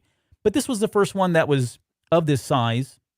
It was the first one that was free. Like, there was no charge to come into Woodstock. And when they were planning this, they really did not expect that many people. I think I read they were expecting maybe 50,000 people. You think about it, they got to 500,000. So they were ill prepared for the number of people that actually made it there. And there was a lot of, emergencies and fire drills to kind of set up temporary places. And, they had the drinks thing to deal with. They had porta potties to deal with. And if you think about it, logistically, it was a complete nightmare. And they were just constantly trying to keep up with the pace of the number of people that were showing up to this. Now, you can remember, this is 1969. So in the midst of all of this, we're in the middle of the Vietnam War. And not only that, but we're also in the midst of civil rights movements, right? So it really was a remarkable experience on a lot of different levels, right? Politically, socially. And again, this predates me. I know a number of people to this day that are still around and have attended Woodstock. And they speak very fondly of it. And, everything that we know about it, it really seems like it was just kind of a euphoric place to be in, a really great time, a great experience. And it certainly is historic. You think about like Rolling Stone, Time Magazine, Life Magazine, when they talk about the greatest moments in our history of U.S. history, this tends to come up there to the top. I forget which one had it like at number 2. But just in terms of like, big events that happen in our world, in our U.S. history in modern times, not, I'm not going back all the way to like the Civil War movements and stuff like that, but pretty big moment here. I've got some other pictures. Drugs were rapidly available anywhere you wanted. And there's the guy here holding a sign, or she's holding a sign that says acid for $1. You've got a guy down here. He's obviously imitating Richard Nixon, with the peace signs there. Let's talk about the bands too. So here's, there were a lot of bands that were invited, and I'm going to rattle off some names here. Santana, the Grateful Dead, Creedence Clearwater Revival, also known as CCR, Janis Joplin, The Who, Jefferson Airplane, before they became Starship, and Jefferson Airplane. Yeah, that's a whole different story. Crosby, Stills, Nash and Young, when Neil Young was still part of the group. Shauna Na, which I didn't realize they were invited. What? Yeah, I don't know. This is my sweet spot in music, man. And, I know Ken's, bagging on us because he thinks we're too young, but I like Glenn Miller. Big band music is my thing. If I could open any kind of bar in the world, it would be a return to a Cotton Club-esque big band. That'd be cool. Glenn Miller-esque, elegant place. And it's a 5,000, as I recall. There you go. So words of wisdom, guys, kids listening at home, don't take brown acid, okay? Just don't do it. Let's see. We've also got, let's see, where was I? Okay, Crosby, Stills, Nash and Young, Shauna Na, which I only think of, weren't they in Greece? Were they the band that in Greece? Yes, that's where you would know them from primarily. Yeah. Well, they also had the Shauna Na show in the 70s, if I'm not mistaken, too. But yeah, they did. All right, so Jimi Hendrix, which Terrence already brought up. So Jimi Hendrix, Simon and Garfunkel, Led Zeppelin, Bob Dylan, The Byrds, The Moody Blues, The Doors, John Lennon, and Rolling Stone. So again, this is in the exhaustive list, right? There's a number of bands here that were invited. A lot of these that I just rattled off actually didn't make it. So, so to be clear, it wasn't like there wasn't a bunch of organizers that were putting this together, or you had like this conglomerate that was calling all of these acts. Yeah, it's 4 dudes who invited artists, and those artists invited other artists. Like, for example, you mentioned Shauna Na. Like, how did they get there? They got there because they were good friends with Jimi Hendrix. He invited them. Really? Like, the organizers didn't invite them. Jimmy got them on the card. Yep. Pretty cool. That's pretty cool. So Jethro Tull, which it was obviously pretty big then, they didn't make it because they were they were more of a wholesome kind of group, and they were worried about naked women being there. So they didn't make it. Led Zeppelin was invited, but they had Wait, what? Yeah, they were what? They were a very wholesome band. They didn't want to be around hippies that were going to be taking their shirts off and running around naked. So they didn't show up. Led Zeppelin didn't make it. They had a schedule conflict, although they were invited. the Beatles were invited, but there's a lot of, and again, a lot of stories, and it seems like the prevailing theory here is, again, Yoko Ono somehow got in the midst of this and prevented them from actually going out there, but they were invited out to Woodstock. Bob Dylan didn't make it for a very noble reason. He had a sick kid, which I don't know how sick he was. Maybe it was for whatever reason, but yeah, he had a sick kid, couldn't make it. The Rolling Stones were filming a movie at the time, so they were not available, although they were, again, supposed to be there. The Doors chose the Monterey Pop Festival instead. So they had a kind of their choice to go between Woodstock and this. And then of all people, I'm kind of, I had a little slide here. So here, just real quickly, last ones. There's Jimi Hendrix, Janis Joplin, she was there. Her performance there was just as Jimmy. Like, these are my two favorite. That's why I put them up here first. But, and there were a lot of other great bands, but these guys were the standouts for me. There's CCR up here. This was the Who down here in the bottom right. Again, here are all the bands here that I was just mentioning. In the bottom right-hand corner, though, that's Roy Rogers. So he was invited. I don't know who had the idea to invite him, but he hated the idea. He didn't make it as well. So I say all that. Any of these bands that either were there or not in there, like, who would you have liked to see at Woodstock? Oh, geez. It'd be difficult to narrow that down. That had to be just a great concert. I love the 60s, 70s era of music, right? Because it was really a transition period for music. It was probably the most like what I think today, I guess. There is a diversity of music and music genres out there. I mean, take this. I mean, you've got everything from funk to rock to contemporary to pop to you name it, it's up here. I mean, you've got Jethro Tull rocking the flute. Mm-hmm. I mean, come on. But he was dominating at the time, right? I mean, he was Jethro Tull. Didn't he end up beating Metallica for best rock album one year? Yeah, I think so. There's still people mad about that. I'm one of those. Yeah, you probably are. Yeah. Yeah, no, I'm with you. And there's like, if you've ever, I mean, today we have festivals like, Coachella is certainly a big one, but the one that comes to mind for me, and maybe I'm biased because I'm here, but ACL is very similar. When you go to ACL, you've got 3-4 stages going on. You have rock, you have rap, you have folk, you have sometimes international music. I mean, it really is truly a very diverse group of bands. And you've got your big staple. I'm not saying that, Sunday night's lineup is pretty much all solid, mainstream media or mainstream songs. But prior to that, when they open the gates like at 10 a.m. stuff, you get to see a lot of different great bands from all over the world, really. They come from all over the place. So, and now they've expanded it to 2 weekends. Before it used to be 1 weekend, and that wasn't enough. I mean, there were so many great bands that would happen on Saturday at the same time or Sunday at the same time that it was really difficult to do it. And so they ended up splitting that up into 2 weekends. And now, of course, we didn't have it this year because of COVID-19.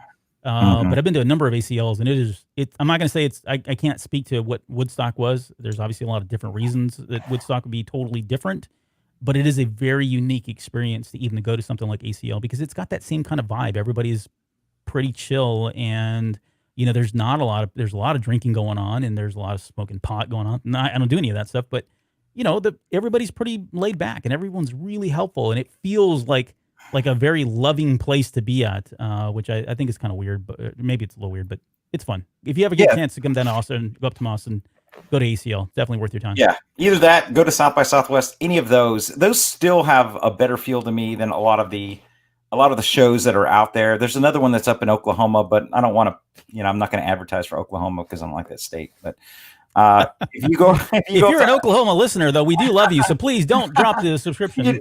You want to be in Texas.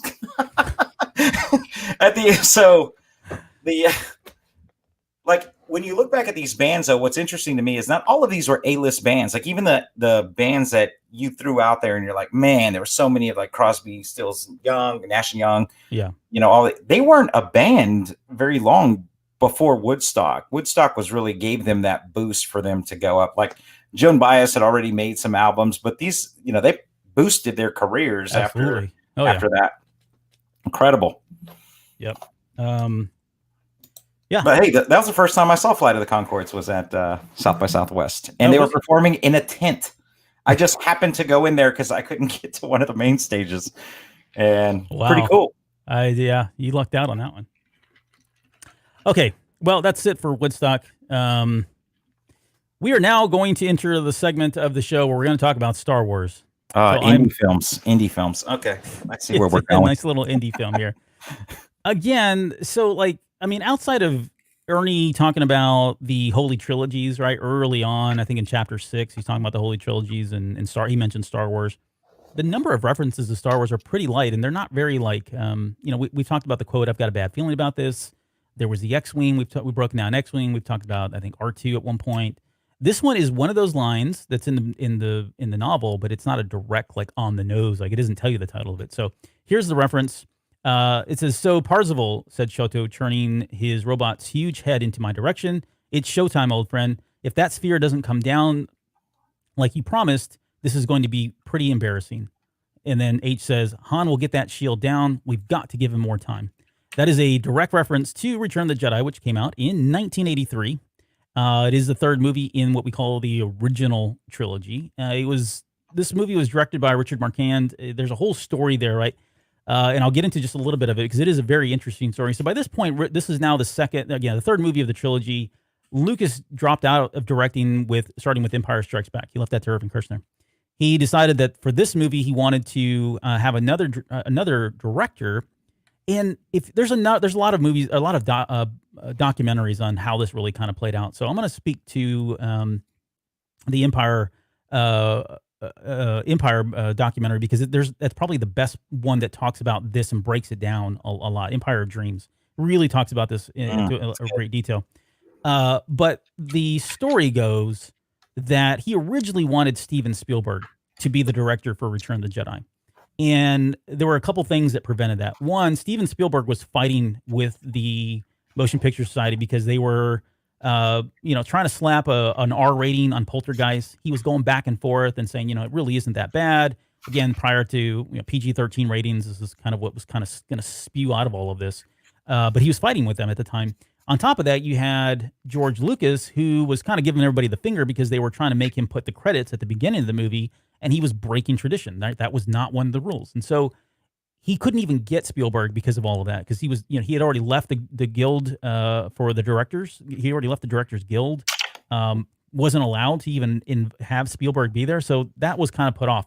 So he goes out and gets somebody who's not part of the guild, named Richard Marquand, who comes in and directs this. And really, if you think about it, what Lucas was trying to do at this time was, and you can, and I know, again, I could talk about this all night, but there are plenty of instances and plenty of, you can cite specific occurrences where we know that Lucas wanted to still influence what was happening. And even to this day, right? He's no longer, Lucasfilm was sold to Disney.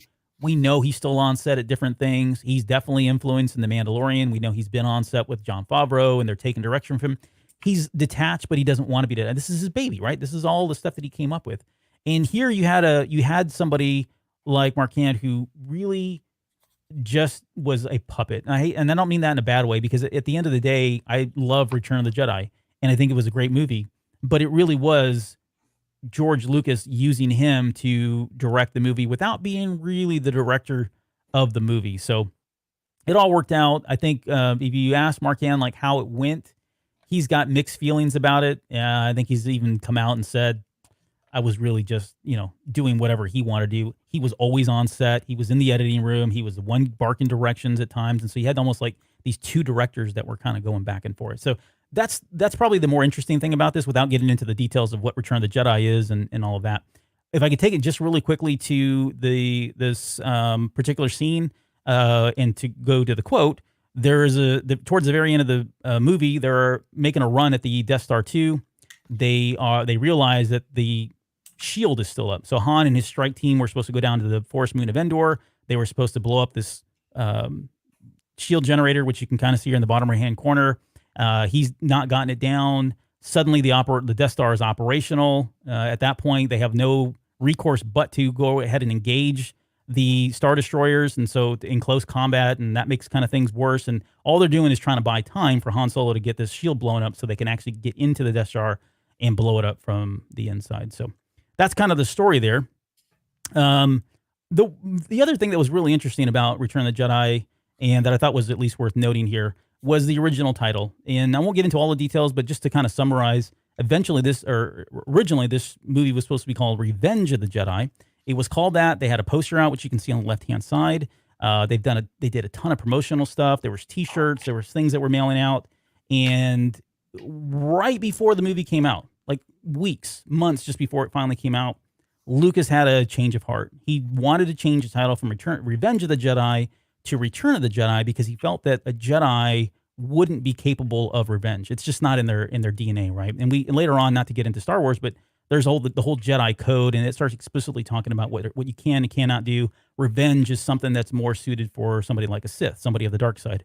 And there's a great quote if you've watched the Star Wars Rebels series, and there's a part in there where Ahsoka, she's a character, she's a Jedi, she confronts Vader, and there's a moment there where Vader actually says, revenge isn't a trait of the Jedi, and she pulls out her lightsabers and says, I am no Jedi, and because she's not technically a Jedi, which is a great callback to this, right? It's a great callback to this, and they kind of snuck that in. Dave Filoni snuck that in. So, but yeah, again, all of this is out there. If you are interested, you can actually go. That they didn't call it Revenge of the Jedi because they knew Revenge of the Nerds would be coming out a year later. No, you're right. You're absolutely that's right. Probably what it was. You're absolutely right. They didn't want to have to compete with that. The legacy. The legacy that is Revenge of the Nerds. The poster on the left-hand side. You just got your asses whooped. A bunch of nerds. They're break you my don't want to do the whole thing. So the poster is out there. You can still buy these posters. If for an original one in like pristine mint condition, will probably set you back about 10 grand, even more depending on if it's been certified. I've seen them as low as 1,500. If it's anything lower than 15 to 2,000, buyer beware, because there are a lot of phonies that are out there. But if you are wanting to find one of these original Revenge of the Jedi posters, go find a reputable source that get it. Do not go buy it off eBay. Certainly don't go pick it up on Craigslist or on Facebook Marketplace. Yeah, you should. So we've given this advice before on collectibles, and I do have Star Wars collectibles that are expensive. But if you're going to spend that kind of cheese on a collectible, you should be willing to invest the time to go see it, to have a third party authenticate it, even if they have a certificate of authenticity. Those things are cheap. They don't mean a lot unless they come from a highly reputable source. So I kind of put my sourcing against the value of the item that I'm looking. So the way I tell people is when we talk about buying collectibles, and I buy lots of them, is that there is a right number for it, right? So it's not about in this market about getting the best deal. It's about getting in the right number. Mm-hmm. Because if you see the wrong number, it just can't be real. Like it's not out there. Yeah, and I even question like the 1,500. That seems really low. Like even 10 years ago, this was like a minimum. Your entry price was about 2,500. Yeah. So I see them on there. I was looking at them and they seem legit. So maybe maybe it's just a sign of the market right now and how things are going. But yeah, just be careful. Cool poster though, man. And they actually did, not to bring in the sequel trilogy, but they actually did a poster for, I want to say it was The Rise of Skywalker. They did a very similar poster. And I was going to include it, but then I was going to get way too far off of topic here. But they did a similar poster in the vein or in the spirit of the Revenge of the Jedi poster between Rey and Kylo Ren as well. So I got a little game for you. I thought we would do this. I actually was doing this while you were talking about, Return of the Jedi. Only because you're so quiet. Yeah. You could just talk about this all night. Look, you could just go. I know I could leave. I could come back. I could get 8 hours of sleep, come back. That's an idea. I should do a show about Star Wars. Yeah, you should. You should. That's a great idea. I like that. All right. What do you got? All right. Ready? Here's what I'm going to do. I will remind you that we're at the hour and 33 mark. It's going to be quick. We'll knock it out of the park. I'm going to mention a phrase, right, that is Star Wars-esque. Okay. You tell me whether it does or does not appear in Ready Player One. And if you believe that, and this is direct, right? It has to be the exact word. Exact right? quote? Exact word. Word in that context, right? So if I say, for example, Force, it has to be in the context of Star Wars Force. It can't be force the door open or force field or anything like that. It has to be. All right. So let's start with that. All right. How many times does Force appear in Ready Player One? As a direct reference to Star Wars? Yes. Let's see. That does not sound familiar at all. And I've read this book a million times. I'm going to say it actually does not. It does not. All right. Take that. Nicely done. 1 point for Albert. Here we go. All Second right, one is next for question. me. Star Wars. How many times is Star Wars said in Ready Player One? So it is said once in chapter 6, and I'm gonna say that's my final answer. I'm once in Star Wars, once in chapter 6. It's said 9 times in 4 different chapters. All right. All right. X-Wing. I'm falling down here. Oh my goodness. X-Wing. That is said a number. Oh, you want the exact? Oh, so yeah, if the question is it said directly referenced? Yes. How many times? Oh my goodness. Because he has an X-Wing. Like he talks about it when he goes into the bay.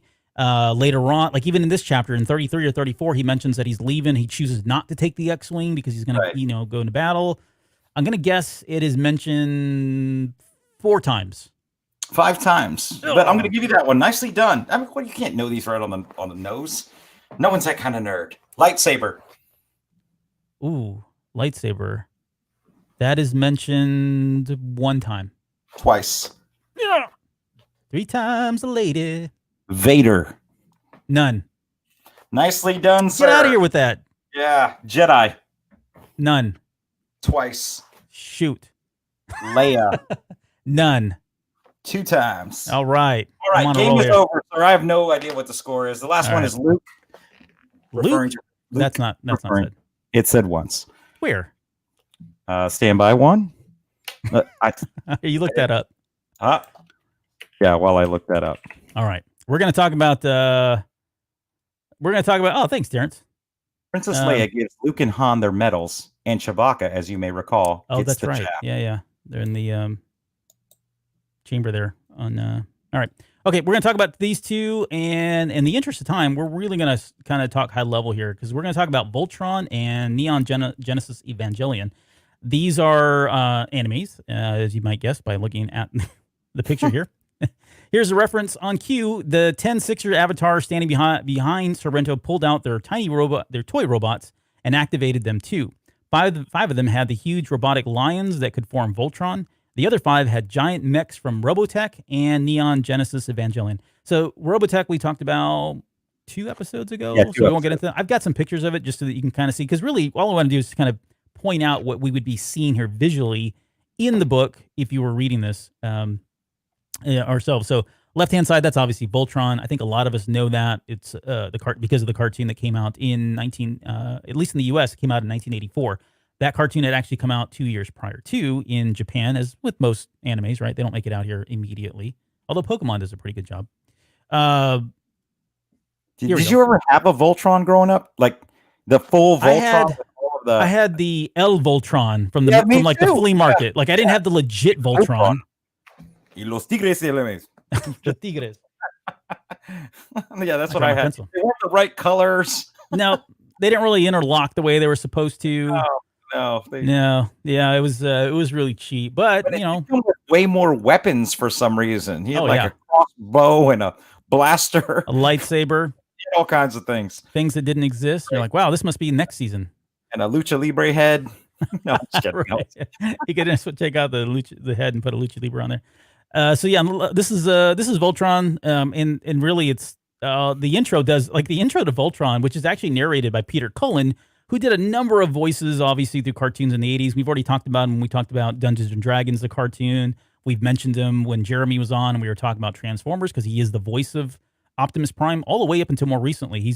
I think he's finally hung it up, and the guy that he got up now doing it does a really good job. He's super young, does a really good job of sounding like Peter Cullen. But Peter Cullen is the voice at the very beginning of the thinking Voltron cartoon. It says, from the days of long ago, from uncharted regions of the universe comes the legend of Voltron, defender of the universe, a mighty robot loved by God, feared by evil, loved by good, feared by evil, not God. God didn't love Voltron. As Voltron's legend grew peaceful across the galaxy, on planet Earth, a galaxy alliance was formed. Together with the good planets of the solar system, they maintained peace throughout the universe until a new horrible menace threatened the galaxy. Voltron was needed once more. This is a story of a super force of space explorers. Was it really this long? I'm just like reading this. I'm like, I don't remember it being this long narration. I don't even remember there being a narration here. Oh, there is. Yeah. I just thought it was like Voltron, defender of the universe. And then And maybe I made that second part up. I think he did. No, there was an intro and a narration by Cullen, but I don't remember it being this long. Anyways, okay, so this is the story of a super force of space explorers entrusted by the Alliance with the ancient secret on how to assemble Voltron, defender of the universe. Maybe they gave us the truncated version of that somehow. Yeah, maybe. And, I only needed to watch the last 10 minutes of Voltron anyway. Oh, yeah. Because the stupid Tigers never, ever did anything on their own. They just got beat up. And then they weren't able to solve any problems, so they turned into Voltron. And then Voltron wouldn't do anything until he just busted out a sword. He should have just opened with it. But you know what? They used that same stick in Pacific Rim, which is one of my favorite movies. Well, and that's okay. So two things. Pacific Rim's great. That's going to hit more on Neon Genesis Evangelion when we talk about that here in just a minute. The Voltron is that recipe of we can't do it individually, and we're going to have to come together at the very end. Oh my goodness, that was played out. You take any one of the Power Rangers series, all easy. 20 seasons or 30 seasons or whatever they've done now of Power Rangers. That's the formula. It was also the formula for like this. Mighty Warbots was kind of if anybody remembers that cartoon from the 80s. It was very similar. Even like some of the Transformers, like you think like this whole idea of Constructicons. Yeah, Constructicons, aerial bots, all of that. Who didn't need that? Lion-O didn't need the rest of them fools. He didn't need any of the other Thundercats. He was dominating. Let me pull this out my paw here and handle this business. Yeah. Well, okay. Yeah, you're right. Got to take it there. But yeah, anyway, so this is Voltron. They were but I mean, there was cool parts in between, right? They were running around on their lions, But yeah, you're right. Sorry, I think JR might have busted me. I might have actually been singing the Flash Gordon song. Defender of the universe. Savior of the universe? I don't know. Savior of the universe, yeah. Lyrics by Queen. Okay, let's get through this, man. The first season of Voltron, again, 5 pilots. They commanded these 5 lines. I don't know. Originally, this was called the Japanese version. And again, it's kind of like Transformers. They took these cartoons from Japan and they just kind of gave them one label, where in Japan they had different names. But the first season was called Breast King Go Lion. And then the second one was Armored Fleet De 15 for anybody that's playing at home. But in the U.S., again, this ran from 1984 to 1985. There were 72 episodes. So again, taking it back to the novel, they were in these lions, and that's the more recent cartoon, the cartoon in the bottom right-hand corner, obviously. But this is, they would look like this, and then they would form Voltron, who was this big giant mech, right? Okay, enough of that. Here's Robotech. We've already talked about Robotech and some of the in terms of how it started and where it came from in Japan. I think we even got into the whole Transformers that with what was his name now? I'm trying to think of his name. The Transformer that came over from Robotech that was in the cartoon, but really not part of Transformers. It'll come back to me in a minute. Yeah, we did. We talked about it. You weren't listening. Okay, this is what Robotech looked like. So really cool in terms of design. Yeah, because remember I said they explained it off as, oh, he's from Cybertron, and that's why he looks different. Jetfire, thank you. Jetfire was the one that they pulled in. Yeah, pulled in from Macross. Yes. And then finally, this is Neon Genesis Evangelion. Now, this was an anime that came out in the mid-90s. It's actually one of the older references in Ready Player One. I know we've touched on that a little bit, but this ran from 1995 to 1996. There were 26 episodes only. I thought there were more than that. I was surprised. That looks awesome. I've never seen this, but it does look like something I'm into. Dude, this is great. Like, if you were into the whole, Pacific Rim. And, even like we saw with, Ready Player One and having the mechs and having this avatar kind of thing. This is exactly what it is. It takes place like after, like, there's been this like world cataclysm 13 years afterwards. They've got these things called angels, which you can see there. You can see it's kind of like got the halo there. And these teenagers would get in these big mechs and they would go battle these big angel beasts. And that was kind of the whole premise of it. The cool thing about it was the anime is awesome. Like, they do a really good job of the animation.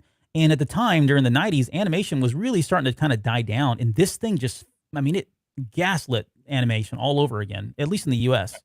It spawned a number of other series, and the style it had as well was new and different. And a lot of, I think, what we look today, and again, I'm not the biggest anime fan in terms of I don't like follow every single piece of it. but I know enough to say that this was kind of the beginning of what even today we see when we look at the style of anime. A lot of it spawns from this series, and it's well written. The acting is really good for an anime that's dubbed. If you want to listen. So I recommend it if anybody's interested in watching it. Because yeah, this is what they would look like here, the bad guys. So there you go. Those are those two. All right. And with that, you're going to take us into the blockbuster film known as Short Circuit. This is a movie that came out in 1986. The reference says there was also a long rack of 30 supply droids which had been installed along the bunker eastern wall. Due to a lack of imagination on the part of the supply droid's original designer, they all looked exactly like the robot Johnny 5 from the 1986 film Short Circuit. Nice. So as you mentioned, 1986 film, directed by John Badham, who I gotta think we've probably talked about more of his movies. It seems odd. Yes, we have. Any director, that is out there. I mean, I don't think that we've talked to as many Spielberg films as we have him. I mean, we've talked about War Games, Blue Thunder, Stakeout, Point of No Return, and now we're finally on Short Circuit. So let's give you the rundown. So this is starring Allison from The Breakfast Club, 80s Paul Rudd, Officer Mahoney from Police Academy. Yeah. Vince from My Science Project, which is a movie I think should have been referenced in Ready Player One. It is a deep cut, but I love that film. And then First Generation Wally, who still is a better active than the Goots, right? Because Steve Guttenberg is just basically part of the set for most of this movie. He really is. Here's a summary. In the future, robots have been formed into armies. The military did not expect them to become sentient, to cook, to dance, to fall in love, and not in that creepy Howard the Duck kind of way. I was glad you went there because I'm going to bring it up, but go on. Yeah, so that's it, right? So I thought you were talking about Terminator. Yeah. Oh no, it's the same plot as Terminator, basically. Got it. Okay. With far less racial sensitivity. Yeah, which we'll get to in a second as well. Go on. Sorry. Yeah. So the original script for this film was supposed to be far more RoboCop than it was. So Johnny 5 and the other saints that they have were supposed to be cyborgs, part human and part robot. And they couldn't make that work. The budget just didn't support it. They were operating off of a $15 million budget, which was not a huge budget in the 80s. And there was also a point where they thought about making the robots become sentient because an alien intervened a la Prometheus. But neither one of those things happened, and they just went with the usual cliche, got struck by lightning, right? Which is magic, movie magic, yeah. If you've ever had anything struck by, like if you took a lightning strike in the 80s, you're going to lose your Pioneer VCR. It's not going to become sentient. You're just going to make all the magic smoke come out of the machine. All right. But this movie, to me, it's all about Johnny 5 and one other character we're going to talk about here in a minute, because those are the stars, really. You have the love story. You have Steve Guttenberg and Ali Sheedy doing their thing throughout. But that, to me, especially, and maybe because I was watching this through a lens of a child, it was all about Johnny 5. Yes. Right, so got some pictures up there of Johnny 5. He was actually Saint number 5 if you watch the movie. Did you get the acronym? Because I remember there was a long, ridiculous acronym where it's one of those like, okay, did they come up with the name first and then try to retrofit an acronym into it? Or did they come up with the full name first and then figured, okay, now how do we shorten that into an acronym? Oh, no, it was definitely the acronym first, man, because it's one of those corny, let's just grab a bunch of military words and throw them together. Yeah. So it's a strategic, artificially intelligent nuclear transport. So it did have a nuclear-powered laser on it. And I guess it was artificially intelligent to some degree. But I wouldn't say that it was strategic because these were really used for tactical application, not across the entire theater. So in real life, this thing was... Sorry, man.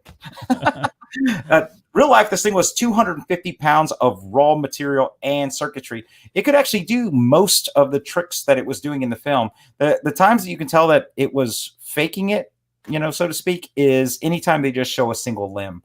So if they show the arm opening the window, driving, they couldn't make Johnny 5 do that. So the robots were completely functional. They spent $1.5 million of the overall film budget of the $15 million budget just in designing and creating the 15 Johnny Fives that would be used. And obviously, they weren't all Johnny Fives because they were used all over the place. But a couple of them were decimated on set because they threw him off a bridge. And I don't know if you remember the scene where he has the parachute. Yes. It didn't go as planned a couple of times, and they just hurled them off. So, yeah. So the designer for Johnny Five wanted to make it as functional as possible, like it could possibly actually have worked the way they wanted it to work in the film. Like the Nova Corporation was trying to make it work. The only thing that the director had requested was, hey, we've got to have something to have like some emotion from Johnny Five. So we're going to have to put some type of eyebrows on him so that we can tell when he's angry or when he's happy or inquisitive. Why did they go with like the Groucho Marx looking eyebrows though? Just because they could articulate it more, or it was more visually, you'd be able to see the expressions with because I think that is part of it. The designer went back to say, okay, well, I got to find a reason to justify them. So he justified them similar to the sun shields that you see on like IP cameras. Even today, a lot of IP box cameras are still using that design, even though to me it's antiquated now that we have high dynamic range. Okay. All right. Thank you, Will Wilkins. So, hey, so what, quickly on the eyebrows though, is it this movie or is it the next one where he does a Groucho Marx impersonation? He does a Groucho in both of them. In both? Okay. Yeah, all right. He does a Groucho in both this one and the sequel, but we're not going to talk about the sequel because it's terrible. It's terrible. So he has this little nuclear power pack with the laser. Every time that's fired, that probably sounded familiar to you because it's the exact same sound effect that was used for the proton packs firing up in Ghostbusters. Same one. Yep. So one of the Johnny Fives on set actually freaking short circuited, like smoked itself out and died. And they said that's the title right there. Yeah, that's what we're doing. Short circuit. Yep. So I remember this being everywhere, and I remember me wanting to have a best friend that was Johnny Five. So you want me to be, African American woman. I want you to be this robot, and then maybe we can meet in the middle. Let's meet halfway somewhere on this. Yeah. So, yeah, I thought he had all the great lines, and they're not even one-liners. They're just like one words. Yeah. Or they're like the number 5 is alive or disassemble. Disassemble. No, disassemble. And there was no kid on the planet that didn't have a number 5 voice when they were talking. So I thought this movie was great. It's a highly recommend for me. Even though, oh my God, the acting is atrocious at times. Not great, but I do think it's a funny movie. Yeah. Right. I think some of the humor still holds up. Some of it's corny. And we will visit some of my favorite parts here in a couple of slides.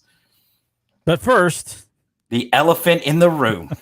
We got to address the elephant in the room. All right. So, all right, Albert. This is Fisher Stevens. He's an American-born actor. Yep. His parents, Sally and Norm, raised him in the suburbs, and he's playing Ben. Isn't he from like Illinois or something, or like up north? I'm not sure exactly where he's from. But keep talking, I'll look it up. Yeah, to get you to where this is, so everybody remembers the character of Ben from this movie. So he is always be talking like this, like it's a very stereotypical voice that he's using as he's going through this, right? But originally, this character, Ben's character, was written to be just a Caucasian male. Then what happened is they secured Bronson Pinchot to be this character, to be Ben's character. So of course he brought the zany, his whole Balky thing to the role, and his Serge thing, because he's always doing these outlandish accents. Well, he ended up falling out of the movie. So Bronson said he couldn't make the film. They end up hiring this cat, and they're like, hey, can you do something funny? Can you do some kind of wacky accent? And so he's a proper method actor, right? So Fisher's a proper method. He goes to India, spends 5 weeks over there. He does full cultural immersion, starts taking in yoga. He's starting to learn the language. He's doing this whole freaking thing. But overall, what do you think? Is this racist here, sir? Well, you've got other like just egregious examples here as well. But I to be honest, did they put him in makeup? Because he doesn't look this dark. No, he's definitely, he's in makeup. Okay, and by the way, I did look it up. He is from Chicago, Illinois. He's not from Pune, India, by any means, right? No, but in the movie, they never actually say where he's from. In fact, they explicitly omit where he's from. It's a running joke, right? So I don't remember where exactly he says he's from, but he's like, "So where are you from?" And then he says like some city in the U.S. And he was like, "No, but your ancestors." And he was like, "Oh, Chicago or something." Yeah, right. But he avoids it the entire movie.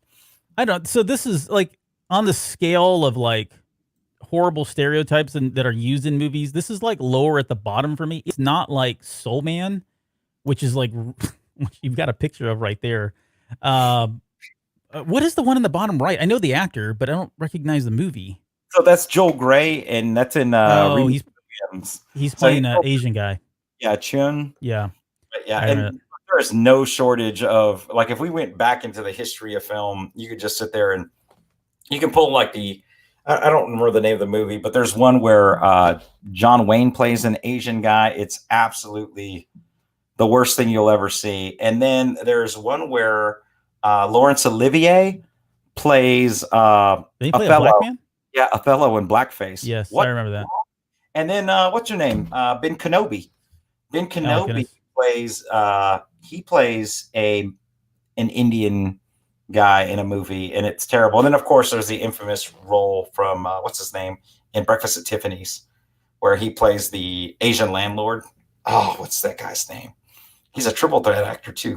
Can't think of his name. Anyway. Yeah. Well, I mean, and so again, 50s, there's a lot of examples really, and they were doing it all over the place. Certainly but at this point, so I guess to answer your question, like it's not as egregious as like Soul Man, which I think is a funny movie, but the he's like, I think he does a good job of acting like it without like, I mean, he plays a stereotype, don't get me wrong, and certainly a lot of the funny thing about him isn't so much his accent. Like if they just took the accent away, you still have a bumbling idiot who doesn't get anything right. He just says like everything he hears is wrong, and everything he says, he botches so many like colloquialisms throughout the movie, or just it is hilarious. Normal phrases, right?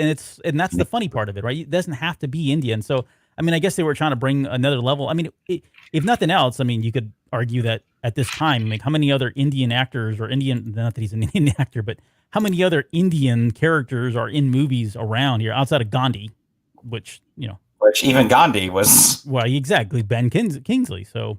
Yeah. So that's interesting. I don't have Ben Kingsley up here. No one's got a real problem with that, apparently. Yeah.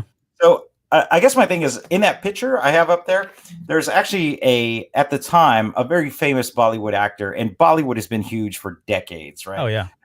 If it's not really my vibe, I've watched some Bollywood films, the choreography is amazing, but for the most part, they're pretty straightforward stories. So Javed Jeffrey is this actor on the right. And so when this film was released in India, audiences thought that's who he was. Like went out and jacked up. Yeah. Believe that it was Javed Jeffrey that was playing that role. Javed Jeffrey had to come out and, this is the biggest star in India, had to make a press release saying that is not me. So that's got to be high praise to be recognized as one of the best actors in India's home country and be mistaken for him. And I find it interesting because the arguments are polarized in a lot of ways about how people see it. Like if you go to like YouTube and watch the funniest clips of Ben from Short Circuit, don't even watch them. Just go straight to the comment section, although they're hilarious, right? Go to the comment section and you're going to see a clear divide between people saying, look, I'm Indian. I think it's hilarious. I thought it was funny as a kid. My mom still believes that guy's Indian. And, I try to, it's just a lot of that, or it's a lot of, hey man, I don't get it. Like, so Fisher did talk to Aziz Ansari in 2015, and they did have a back and forth about it. And, Aziz had, him, right? Yeah. He's been in Community and all of it. Yes. Parks and Rec. So his perspective was, look, I don't hate him for this. I don't like the way the character is portrayed. Obviously, he was like, but he was like, I'm an actor. I know what it's like to be an actor looking for work. And, for the role he was given, he killed it. But I don't think we could pull this off today. And they were going to remake this movie in 2016. And there was discussions about Fisher coming back and still playing Ben, which would have been bananas. Oh, my goodness. Yeah. Yeah, it's and I'm with you. Like, even like, I think about Hispanics, right? And some of the movies that I grew up with where they're not portrayed in the highest light. I think of like Three Amigos. Yep. I find that What are you movie. talking about? You find that offensive? No, I'm about to say the opposite. Like I freaking love that movie. I find it hilarious, and because it is a stereotype, and it is a caricature. And I know, like, and I watch these movies, and you know, well, we have the same family, but you know, I see like some of our uncles in there, like the characteristics and the personalities, and it makes me laugh because I'm like, oh yeah, that's Theo Rudy or whatever, or like Nacho Libre, right? That, and I don't know why I rolled the R. I didn't have to. Nacho Libre. Nacho Libre. You're in touch with your roots. Yeah. But like Nacho Libre, like that movie has characters in it too that people would be like, oh, they're going too far with it, and like that's okay to me because I think it's hilarious because I know exactly they did a good job of portraying that character or that aspect or that quality of that person, or you know, because it resonates with me because it's familiar to me without being offensive. I do think that there's portrayals in Hollywood that I find offensive. Like Ken points out, Mickey Rooney's performance in Breakfast at Tiffany's, yeah, that's it. Straight up offensive, right? That's there's no redeeming quality of it. I mean, it's meant to disparage. Like C. Thomas Howell in Soul Man, you know, he's a white. It's not like he's playing a black dude. He's playing a white guy pretending to be a black guy. So, you know, that's not appropriation in that sense, because I mean, look, there have been a lot of really great novels written about, even character studies of, you know, black psychologists, you know, going in whiteface to get treated differently to see. And then of course that was famously parodied by Eddie Murphy on SNL, but that was based on a real study that was done prior to that. So I didn't think his portrayal was offensive. You know, I do agree that, you know, in modern cinema, you know, you need to give that role to somebody who, you know, is ethnically diverse to some degree. But even if it came out today, I wouldn't be offended by it. Like, did you see the Joe Rogan podcast where he had Robert Downey Jr. and they were talking about Tropic Thunder? Because I guess I could have put that on here too. Or I don't think so. I think I've heard the story, but I've never seen it. Because you're talking about Robert Downey Jr.'s character. Yeah. Yeah. No, I've heard the story, but I've never actually seen or listened to the podcast piece of it. So even for that time, that was ridiculous to have an actor in full blackface, you know, at that time. But, you know, he pulled it off. And there's probably not too many actors that could have pulled that off at the time. But I don't find it offensive. Yeah. Yeah, JR brings up a good point. West Side Story, best pick, no actual Puerto Rican actors. That's true. We did West Side Story in high school, and we had one white Maria and then nothing but Mexicans in all other roles. And I was Bernardo, and you were who did you play? I don't remember. The leader to the Sharks. Yeah, whatever that guy's name. Yeah, I can't even think of his name now. And we actually choreographed a great fight scene. We did. We did have an awesome fight scene. Do you still have the video of that? You need to find it. It's right over there. We'll put it on the basement. You can watch Will and I in high school doing West Side Story together. Doing a knife scene that probably won't look as cool as we remember it looking. No, not at all. I bet it's terrible. And then the other thing is, so again, we probably talked about this so that you know, Will and I were both in theater arts in high school. And we did a movie. We didn't do a movie. We did a play called Arsenic and Old Lace, which is done. A movie's been done about this before. And this was, it wasn't my first role in theater arts, but it was like my first big role, if you will. Will had already been doing this for a few years before I came in. And I landed the part, and I forget now who it was. I think it was the character that was played by, was it Boris Karloff who played the original character? No. I'm getting it mixed up. Look it up. Anyways, I was going into this and I'm like, okay, I got to make a big statement and I want to be able to get this part, right? I want to be up there on stage with Will and Ken Vogel and all these big names and really make a name for myself. And I was like, I got to do an accent. I have to do an accent. I've got to figure out an accent that I can do to kind of set myself apart from everybody else that's auditioning for this role. And where did I go? I turned to Short Circuit. I did the same freaking voice that everything we just talked about right here, and that character has no ethnicity in it. Really, I mean, it's supposed to be played by like a nothing. Who was the actor again? Did you? So in the movie, it was Peter Lorre, who was the same guy who was yes, master, that kind of guy. Yes, we're going to the lab, master. Right. He does that whole thing. He does the same thing in Frankenstein. Yes. But, yeah. And that's what I think most people were thinking about or auditioning as. And here I come in with this Indian accent. and I got the part. So we ended up doing Arsenic and Old Lace with me playing a character that was Indian sounding, though I don't look anything like an Indian. Maybe I do, I don't know. But nonetheless, it was a fun role, and I don't have any regrets about it, but it was fun. Oh, it was a great time. Okay. Good times. We got to get out of here. All right, give me your quick hits on this thing. Some of your favorite parts here. Okay, that was a practical effect in the upper right. No. So, that's a practical effect. They just used an air blower for that.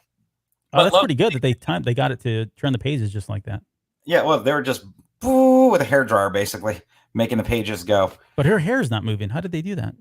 I don't know. I guess science. I don't know. But hey, somebody pointed this out earlier. You know, the dance scene from there is a nod back to one of John's earlier films, Saturday Night Fever. So they danced more than a woman, more than a woman. And this movie gets into the creepy part a little bit to me. Like it's not as creepy as, well, I don't know, maybe it is. I guess whatever floats your boat. But there's kind of a love interest, and it's more like Johnny Five in love with Stephanie, though, right? Not Stephanie in love with. It doesn't feel like that kind of love story. It feels like more like a brother's. It's not a creepy Howard the Duck love. I don't know. Well, wait, maybe you have to turn the sequel off, because the sequel does have some where he's writing her love letters, and I'm just like, what in the hell? Yeah. But the first one I thought was a very innocent kind of love. Well, he kept calling her beautiful, right? And Stephanie beautiful and all that. So I don't know. Maybe not. It's not on the level of Howard the Duck. Nice software. Nice software. All right.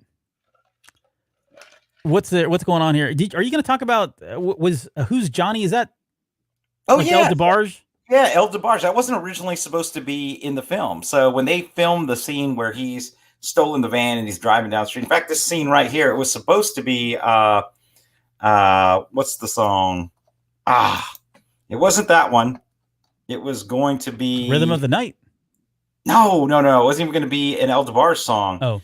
It was going to be Who's Holding Donna Now? Oh, no. No, that's El DeBarge again. Just kidding. Also a good choice. Money for Nothing. That's what it was supposed to be. By the way, that's it. I've exhausted the knowledge of El DeBarge songs. I've got Who's Holding Donna Now, Rhythm of the Night, and Johnny, or who's Johnny? Go on, sorry. You also exhausted El DeBarge's knowledge of El DeBarge songs.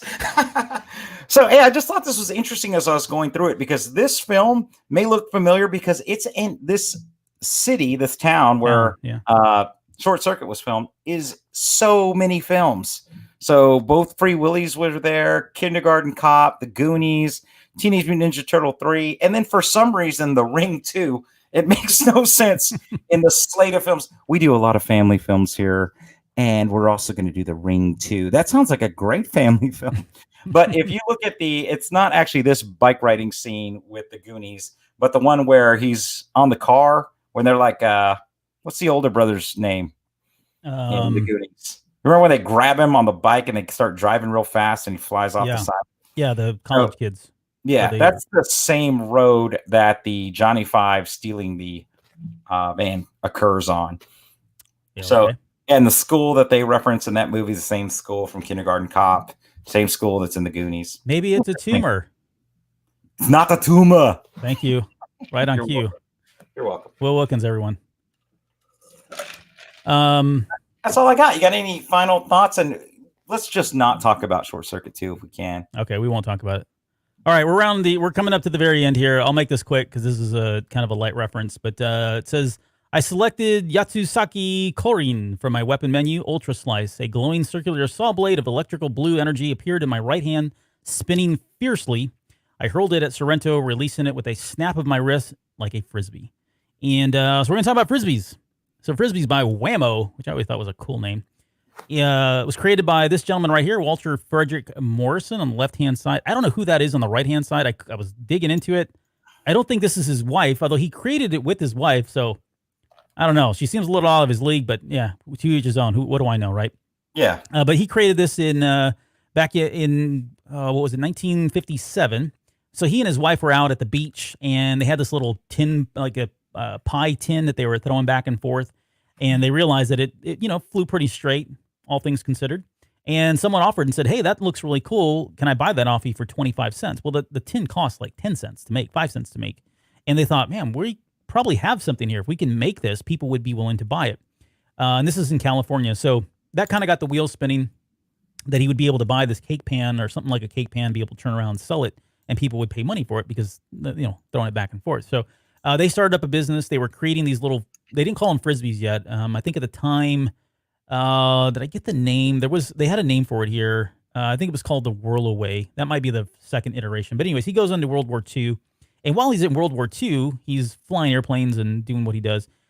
He starts thinking about a brand new design for this thing. And then he comes out of World War II and goes back to the business.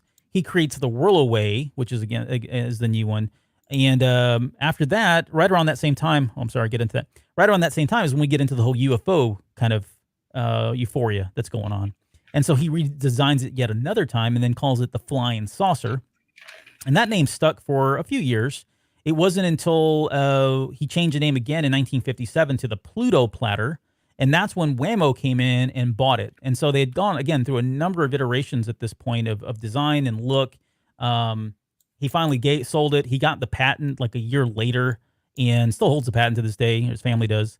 And Whammo kind of took it and designed it on their own. So they came up with their own kind of design for it. And it really took off at that point. The reason why we got to the Frisbee name was because there was a town that had a pie company called the Frisbee Pie Company. And during that time, the college kids were taking these pie pans and they were throwing them around as Frisbees. When not the Whirlaway, the Pluto Platter came out, they said, "Oh, we'll just buy the Pluto Platter. This is a more formal type toy." They were flying them around, and they kept calling them Frisbees because they were used to calling them Frisbees because they were using the pie platters that you see right here from the Frisbee Pie Company that was in the same town. And I think this was I forget the university now, but that's how the name Frisbee came about. It's spelled, I think, a little bit different here. And then Whammo just said, they ran with it, named it Frisbee. At that point, they came up with, all kinds of different designs to make them fly better. And that's really kind of how Frisbee became the de facto genericized term, because they really had like the quintessential product that had a lot of length that you could throw it pretty far, right? They had a lot of distance in it and a lot of accuracy. So they had spent all that time trying to get the aerodynamics just right. So I really kind of paraphrased a lot of what I had in my notes, so I apologize. And I was going to get into all of this in terms of like what they could do, or there's all kinds of games now. I mean, if you've ever played Frisbee golf, up here in Austin, there are Frisbee golf parks everywhere, and mostly because of the University of Austin, UT's up here. But it's a big group of folks that do that. There's Can Jam, which is kind of like the similar thing. You obviously need a beer. You can see that guy's drinking. It's kind of like darts. You can play darts and drink beer. Same thing here. Throw a Frisbee into a can, you get points and all that. The bottom left-hand corner, this is for double disc court, which is kind of like, I guess it's more like tennis than anything else, but it's played with Frisbees. And I didn't get into a lot of the details here, but just to know, there's at least 1, 2, 3, 4, 5, 6, 7, 8 different games that have spun up from Frisbees. Some of these are they have professional leagues, and you can make a lot of money by competing in these tournaments. But yeah, that's kind of all I got on Frisbees. You have any questions? Wow, that was fascinating. I know. That's a lot of time on Frisbees. Not as much time as you did on the batteries. That's true. So the only thing I know about this dude, that the guy who invented the Frisbee, is that that's definitely not his wife. Like, definitely not his wife. Okay. So his wife, he married her really at a young age. They stayed married for a long time. They ended up divorcing in 1969, then remarrying in 1971, and then divorcing like less than 6 months later. So was this the homewrecker? Probably. They stuck. So his wife ended up passing he ended up passing in 1987. And then his only wish in his will was that he be cremated and then his ashes be integrated into dozens of limited edition Frisbees so that they could fund the National Frisbee Museum in his name. That is the most insane macabre thing. Yes. So this is the second time we've had reference. So we had reference in Ready Player One, and now we have this reference here of people talking about their dying wish and what it's going to be. So at some point, and not on this show because we're running out of time, you and I are going to talk about what our dying wish is that the other one must fulfill if we go first. That sounds good. I can't wait. Oh, it's go time. Okay, we're going to talk about Red Dawn. This is our final topic. Damn, I know. Thank you for those of you who've hung in there this long. That's just kind of a normal show for us. Here's a reference. It is on, H shouted into his comlink. It is on. Well, I didn't mention comlink. That's a Star Wars reference. Anyways, it is on like Red Dawn. And with that, he unleashed all of his Gundam's considerable firepower at Sorrento. Man, where to start with this? So we get our title for the night show from this movie, Wolverines. Let's see. No, the new episode of Mando is not out yet, but as soon as we're done with this, I'm going to watch that and stay up and watch it. So, spoiler alert. All right, reference.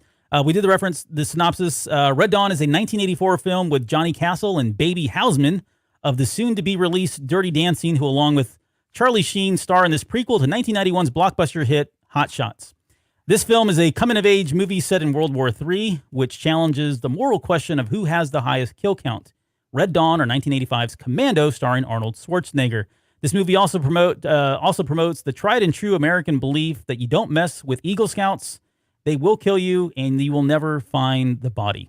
So that's kind of what Red Dawn's about. It's set in World War III, and I think the movie does a good job of explaining, like they go through great extents at the very beginning of telling you exactly what has happened. And I'm going to read this to you because I want to make sure that we have a good established base of where we're starting here in this future, or in this past, I guess. The Soviet Union suffers the worst wheat harvest in 55 years, labor and food riots in Poland, Soviet troop invade, Cuba and Nicaragua reach troop strengths of 500,000, El Salvador and Honduras fall. And again, as a kid, I'm reading this, and I'm like, I don't know what any of this means. Greens Party gains control of West German parliament, demands withdrawal of nuclear weapons from European soil.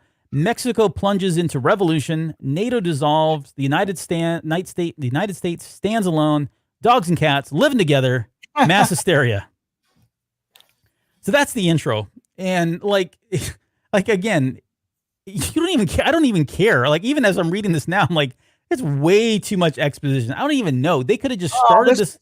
So for me, this was important. I think even in rewatching, this is important because why? Because all I want to see is kill people.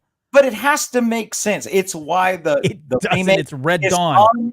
Watchable. Well, this was realistic. I mean, if you look at those things could have happened, right? You believe that the motivator for people having a rally around the flag event are one, depressions, recessions, food shortages. All of those are real things, right? It's one of the reasons that the United States gives so much aid to North Korea, right? We give an incredible amount of. I know. No, you're right. We do. And we do that to placate them so that they can feed their population and not be in a position where the only remaining option for them for resupply or garnering resources is an invasion of South Korea. Right? Not that they would do anything, which is, again, why the sequel is terrible, because this one seems probable, or not probable, but it could possibly happen. So from a foreign relations perspective, we have a great trade relationship with Mexico. They're one of our largest trading partners in the world. But at the same time, Mexico doesn't particularly love us, right? You may recall that in the 1800s, the United States invaded Mexico at the port of Veracruz and then started moving inland. It's one of the reasons that Mexico remained neutral during World War II, because they weren't going to support the U.S. in this global conflict. No, dude, you're on your own. Good luck with that. Yeah. So I think a lot of what they're saying, the East German Green Party, all of it makes sense. And of course, we're at the height of the Cold War. So it's not like we had a lot of friends in the Soviet Union, and we still had issues with Cuba. We had issues with Nicaragua. All of those things, when I read that, that's like, yeah, that can happen. And, later in my career in the military, I did intel analyst work. And I will tell you that for that time period still seems plausible, not probable, but plausible, right? The remake 2012, North Korea couldn't attack anything outside of South Korea. They have no Navy. They have no Air Force that has long range transport aircraft that can do any of these things. Yeah. But the Soviet Union could have. We knew that they had sympathizers in North America during the Cold War. They had intelligence in the United States during the Cold War. This would have made sense to me. All right, go ahead. I'm sorry. I just realized I was just talking for like 5 minutes. Freaking tirade around the validity of Red Dawn from 1984. I get it. You make. I just realized that's what I was doing. You make strong reality points of Red Dawn. Of Red Dawn. Oh, as an 11-year-old, no, I didn't really care. I just wanted to see stuff blown up, which is what they went for. So this is this movie has a special place in my heart. One, it was, they mentioned the Eagle Scout in there at one point, so I was like, okay, cool, it checked the box for scouting for me, right? Really big in my life. Number two, they were talking about Wolverines in Michigan. Growing up in Michigan, all my that part of the family, they're all big Michigan Wolverine fans, and so that was like a big thing. And then our cousin Steve, he and I used to play this together. We would play Red Dawn. Like, this was a game that we came up with called Red Dawn, and we would run out there and we would be shooting Soviets and Cubans and Nicaraguans or other people that looked like us, but we didn't really care. And we would yell Wolverines, and we'd run out. This was our thing. We go play this all day outside in the forests and stuff like that. Growing up in Michigan, so it was a lot of fun to play from that perspective. But when I think back at this movie, like, there are certain moments that I call these powerful moments in the movie, and I'm not saying that in jest. This was a movie very much in kin or in the vein of like a Lord of the Flies, right? Where you've got these kids that are being what's that? I'll buy that. Yeah, that's you've got these kids that are going through some very realistic things that are are beyond their maturity level to really comprehend, and it changes them. And I'll get into a little bit of the background here and what the original movie was supposed to be in just a little bit when we get into the trivia. But the moments that I called out that were really powerful, and as I was watching the movie again, even to this day, I think they still resonate with me for a lot of different ways. But like the scene where the boys, they go see their dad, right? And let me see here, hold on. Yeah, here's the cast. We'll come back to that in a second. This scene right here. Mm-hmm. This one, like, as a kid, really stood out for me because my dad wasn't always, he wasn't always the most loving kind of person. I mean, he was really, really tough on me growing up. And this is a moment where they see their dad for the first time, and he's locked up, and they're free, but they see him, and he basically tells them, like, hey, I was always hard on you, and I know I never did these things for you, but there was a reason. And you kind of, as an adult now, it clicks, like, oh, okay.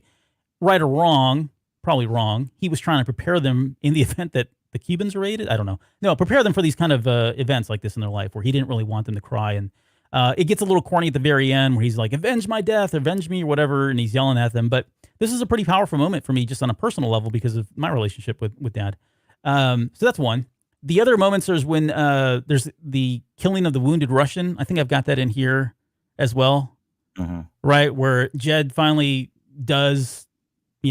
he kind of does what he feels like he has to, but it's a kind of a character changing moment for him where he kills this guy who's, obviously hurt, wounded, but as an 11-year-old watching this, it's like, holy crap, he just killed this dude in cold blood. And like, what did that mean? And you can see that where it starts to really change his character a little bit later as well. Here's another one that I felt was pretty strong. Movie, it gets criticism for being, I think you alluded to it at the beginning, of one of the most, violent, kill count heavy, violent films of the time, right? In that it was what was the rating originally? It was originally given a G. No, originally it was G. It's the first movie that had the PG-13 rating, though. Right. No, that's what it is. It was the first PG-13 rating film. Yeah, but I always, the takeaway, even when I watched this as a kid, this was an anti-war movie.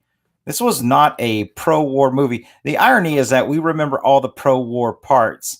And as you work your way through this story, there's the part where one of them turns on the group.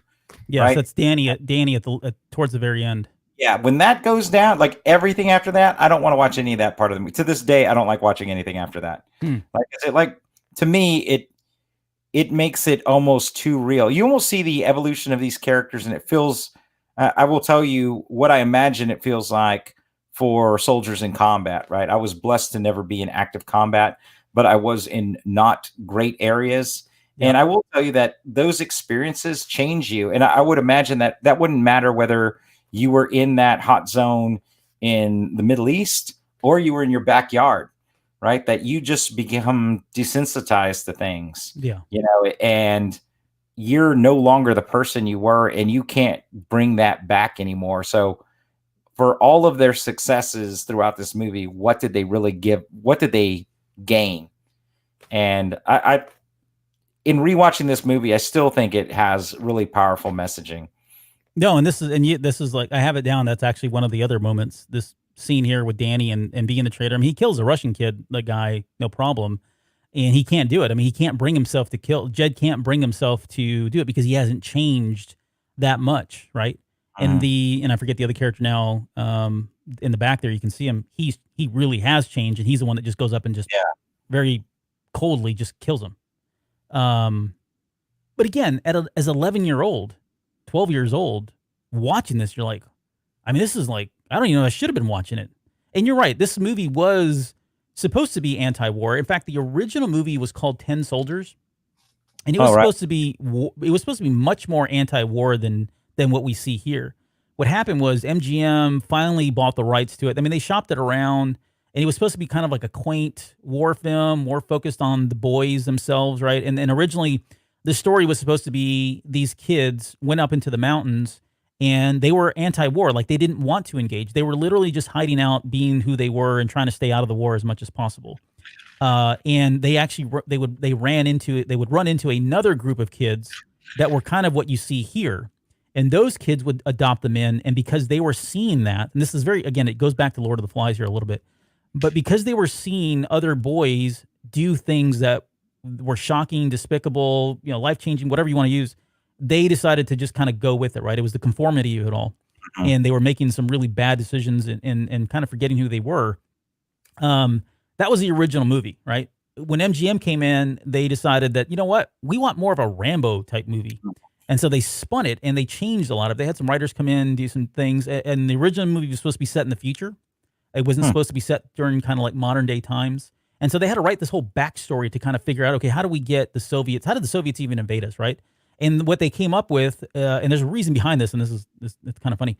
They decided to come up with this theory that they actually came up through Mexico, that because of the southern border, that was our weak point. And, Cubans, Russians a lot allied. You have Nicaragua allying with them. They run over Mexico because they're no longer even there to protect the border. And so that's how they would explain the invasion. So all of that was changed again. And again, they were really trying to go for like the Rambo-esque part. And there is definitely shades of Rambo throughout this movie, all throughout this movie here. The thing I didn't realize is that, there's a book. Let's see, I found the name. I actually started reading this and I thought, man, this is a really interesting book that I actually want to read more of. It was called The Hollywood's Cold War by Tony Shaw. And this book goes into the Cold War movies that we saw not only in the 80s, which there were a lot of, especially once you throw in the Rambo series and some of the other ones, but the movies even to like the 50s, 60s, and 70s, a lot of the stuff that came out of the Cold War and the, our infatuation as Americans with the Cold War and the Russians and the Red Scare and all of that. And it breaks down a lot of these movies. But what was interesting that I didn't realize, and again, I'm only quoting and citing the movie here, the writers and the directors, let's see, Buzz Feitchens, I guess was his name. He was one of the producers. He felt like Mexico was a threat. I'll just say it. He didn't really like Hispanics. He didn't like people of color or of that. And so he wrote this as a threat. He wrote this as a piece. He wanted to put his spin on it to say, look, we've got to protect our borders because the people south of us are shady and they could invade our land and change who we are. And when you look at it that lens, there's moments now when I watch that movie, I'm like, oh, okay, yeah, that kind of weird in terms of how they directed or with the relationships that they have and just the alienation of these people. I say all that, but then there's the part of Ernesto, which I'm kind of going all over the place. Yeah, I can't. So for me, there's this theory as it relates to propaganda, like especially spies who were involved in propaganda, like Tokyo Rose during World War II. You're only a double agent if what you're doing on the first end is less valuable than what you did on the back end. So if your messaging when you made this movie was intended to spin it to be this anti-Mexican, anti-Latino message, you failed at that miserably, right? Like, because that is not the message anyone walked out of the film with. In fact, I think quite the opposite. When you make an anti-war film, and that's what this is, and it was one of many. And I was hoping you were going to talk something about this. I didn't know that book existed, but it sounds like something I want to read, because I do believe that the Cold War and the fall of the Berlin Wall and the fall of communism, it needed to start in America, right? The perspective of how we looked at Russia needed to change, right? And the media was a big part of how that transition was going to occur, similar to what we talked about when it's acceptance for same-sex marriages, right? There has to be progression in the media for people to have some semblance of acceptance. So you saw movies in the mid to late 80s that were far more, first they started kind of Red Dawnish, where we're questioning the difference. And in fact, you had like a Giphy that kind of went through it and was like, hey, what's really the difference between them and us? Like, what's the difference here? And then that type of messaging carries through in a bunch of films. And then we started getting to like Russian buddy films, like, well, first we got to Russian comedy films like Spies Like Us. Yeah. And then you got into Ruskies, where the kids found the Russian sailor. Remember that? It was Goonies-esque. And they found the Russian sailor who had washed ashore, and they were like protecting him. Oh, yes. Ruskies. Ruskies. But yeah, that I feel the same way. So by the time that the Berlin Wall fell, the American population was willing to accept it and celebrate the integration of, or the transition of, the former USSR into Russia and the Soviet Union. So obviously capitalism played a role, and I believe MTV and all that stuff played a huge role too, because capitalism always wins. But the reality is that it needed to happen this way as well. Yeah. So again, like a lot of this stuff, like, a lot of stuff that I'm waxing now is like stuff from my older years and experiences. Certainly not what I was looking at. I was not looking through any of this kind of a lens at any level. No, this movie was pure Second Amendment, guns, awesome. U.S. pro U.S. movie kind of thing, right? That's all I was all about. Texas training film. Exactly. In fact, like in Booth Powers, his character was, from Texas. I have some other stuff here.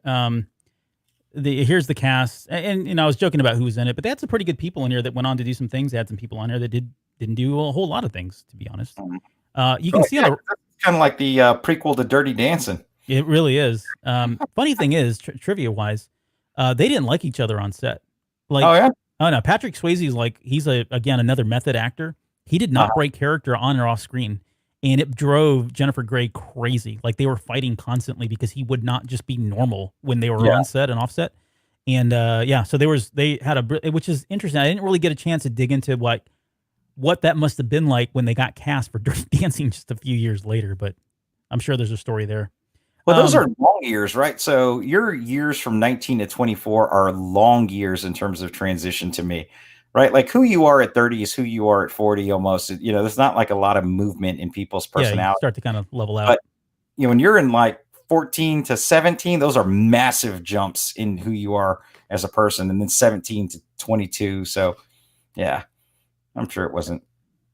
So go back one. We talked about this before, right? This upper right-hand picture of the most insane school teacher ever going out to ask questions. But as we talked about, this is one of two recurring dreams I've had since childhood.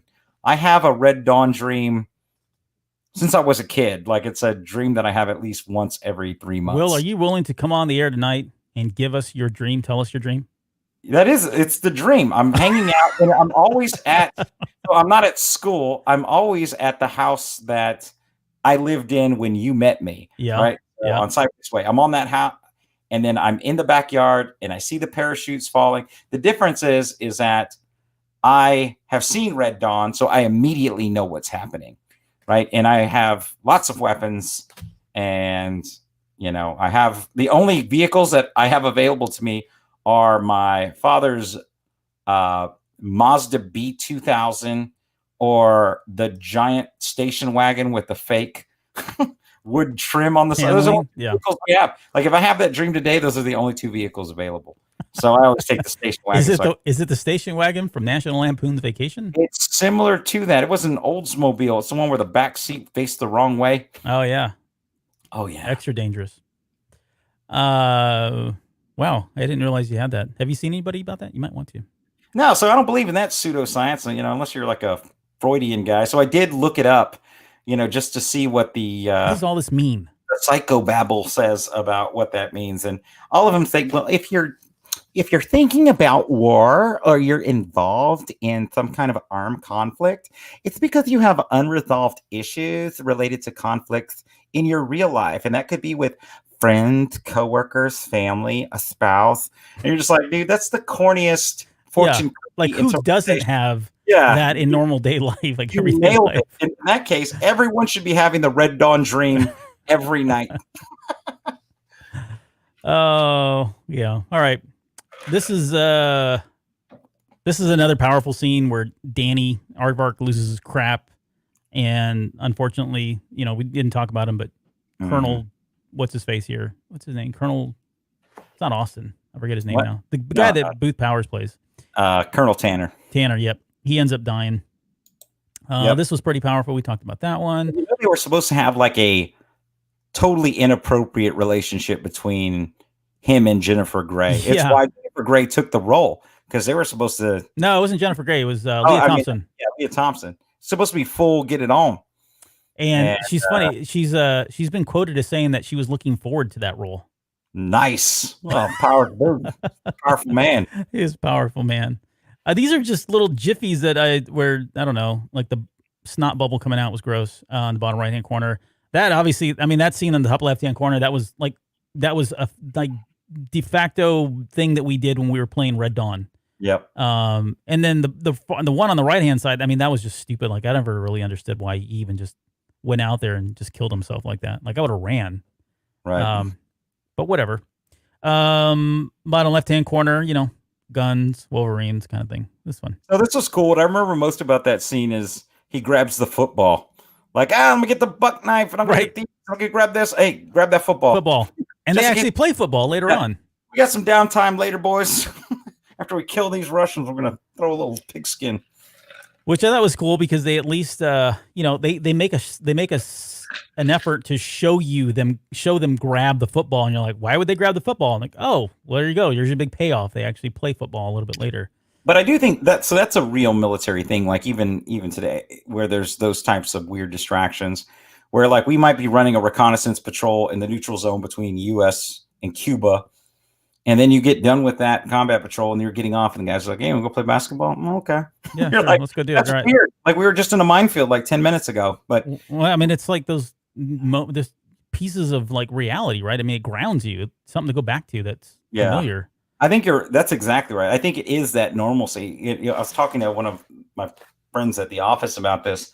Is one of the things I remember distinctly in when we were deployed in the desert is when they put a Burger King. They flew in like this little modular Burger King into Prince Sultan Air Base in Saudi Arabia, and no one had eaten a proper cheeseburger in like five months. Yeah. And we waited 6 hours to get in this long line of every soldier, airman, Marine, shipman that was there for us to get a cheeseburger. And it was worth every freaking penny.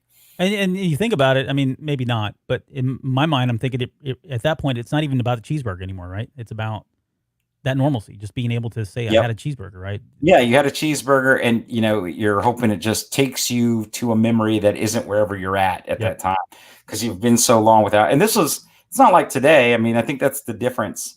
The biggest difference is that disconnection. Like today, we have secure satellite uplinks, and we can do video chats, and you can meet with your family, you can exchange photos, you can get on social media. There's none of that, right? Yeah. Like it was letters and maybe 3 to 5 minute phone call a week if you were lucky. And that was all the engagement you were going to have. And for the most part, ComSec was really high, so people weren't really talking about where they were. And you really felt disconnected. It's why you had such a feeling of camaraderie with the people that you work with. It's why so many people that I served with in the military, I'm still friends with, because you can't replicate those experiences, right? Like it's it's a big difference to have shared a life experience with somebody where you were scared and we were both scared, but we were willing to be brave for one another. It's hard to describe, but well, it's hard. Yeah, I can't even imagine, to be honest. So, I mean, you were a better man than me for joining the military. Not true. This is the very end. I think and I'm with you too. Like once that scene happens, it really does get like dark, and it really does. I think that's more. They get more into the original themes of war is hell, and it becomes more of an anti-war movie, especially when you got the brothers and going in, they die together. They have that scene in there where they're looking at each other and he says, "It's really hard being brothers, isn't it?" Which is a good moment. I mean, as much as like this movie, I remember it for all of the gung ho type moments. There are some deeper moments in here. Like I said, as I've gotten older, I appreciate way more than I did as a kid. Especially Ernesto, and we're really over on time, so I don't want to go too much into it. But like Ernesto's character is a very interesting character. He is like the person throughout all of this that is, you've got both sides really waging war, and they get to the point where they're so, numb to what's happening. And you've got somebody who's like Ernesto, of all people, who is the moral conscience of it all. He's really not wanting to, although he's in the middle of the war, he's the one that's trying to keep the peace because he doesn't want an insurrection. He doesn't want a revolt because he grew up like that in that area, right? There's that component of him. And then by the end of it, his character probably goes through arguably the most character development, where he's finally putting the pen down. He's writing a letter to somebody he loves, assuming it's his wife or whoever. And he's basically realizing that, this is not what he wants anymore. He wants to have a life, a normal life. He doesn't want to be at war. And he's about to, and I think he finishes his letter by saying that he's going to turn his resignation in immediately. And that eventually leads him outside, and he lets the brothers go, and, because for obvious reasons. But the funny thing is, on all of that, when he tells them to leave, he says, "Go with God" in Spanish. But if you watch it with the subtitles, it says "muttering" in Spanish. Why? Why would you not? Did you watch it that way, or was yes? No, I watched it that way. I was dying laughing because he says "Vaya con Dios," right? He says "Go with God" is what he says literally. It's not muttering in Spanish, but if the subtitles they put in there said, but they're never right. I mean, muttering in Spanish. Anytime that I'm watching a movie and there's some Spanish and you're like, that is not what these fools are saying. Like, right, yeah.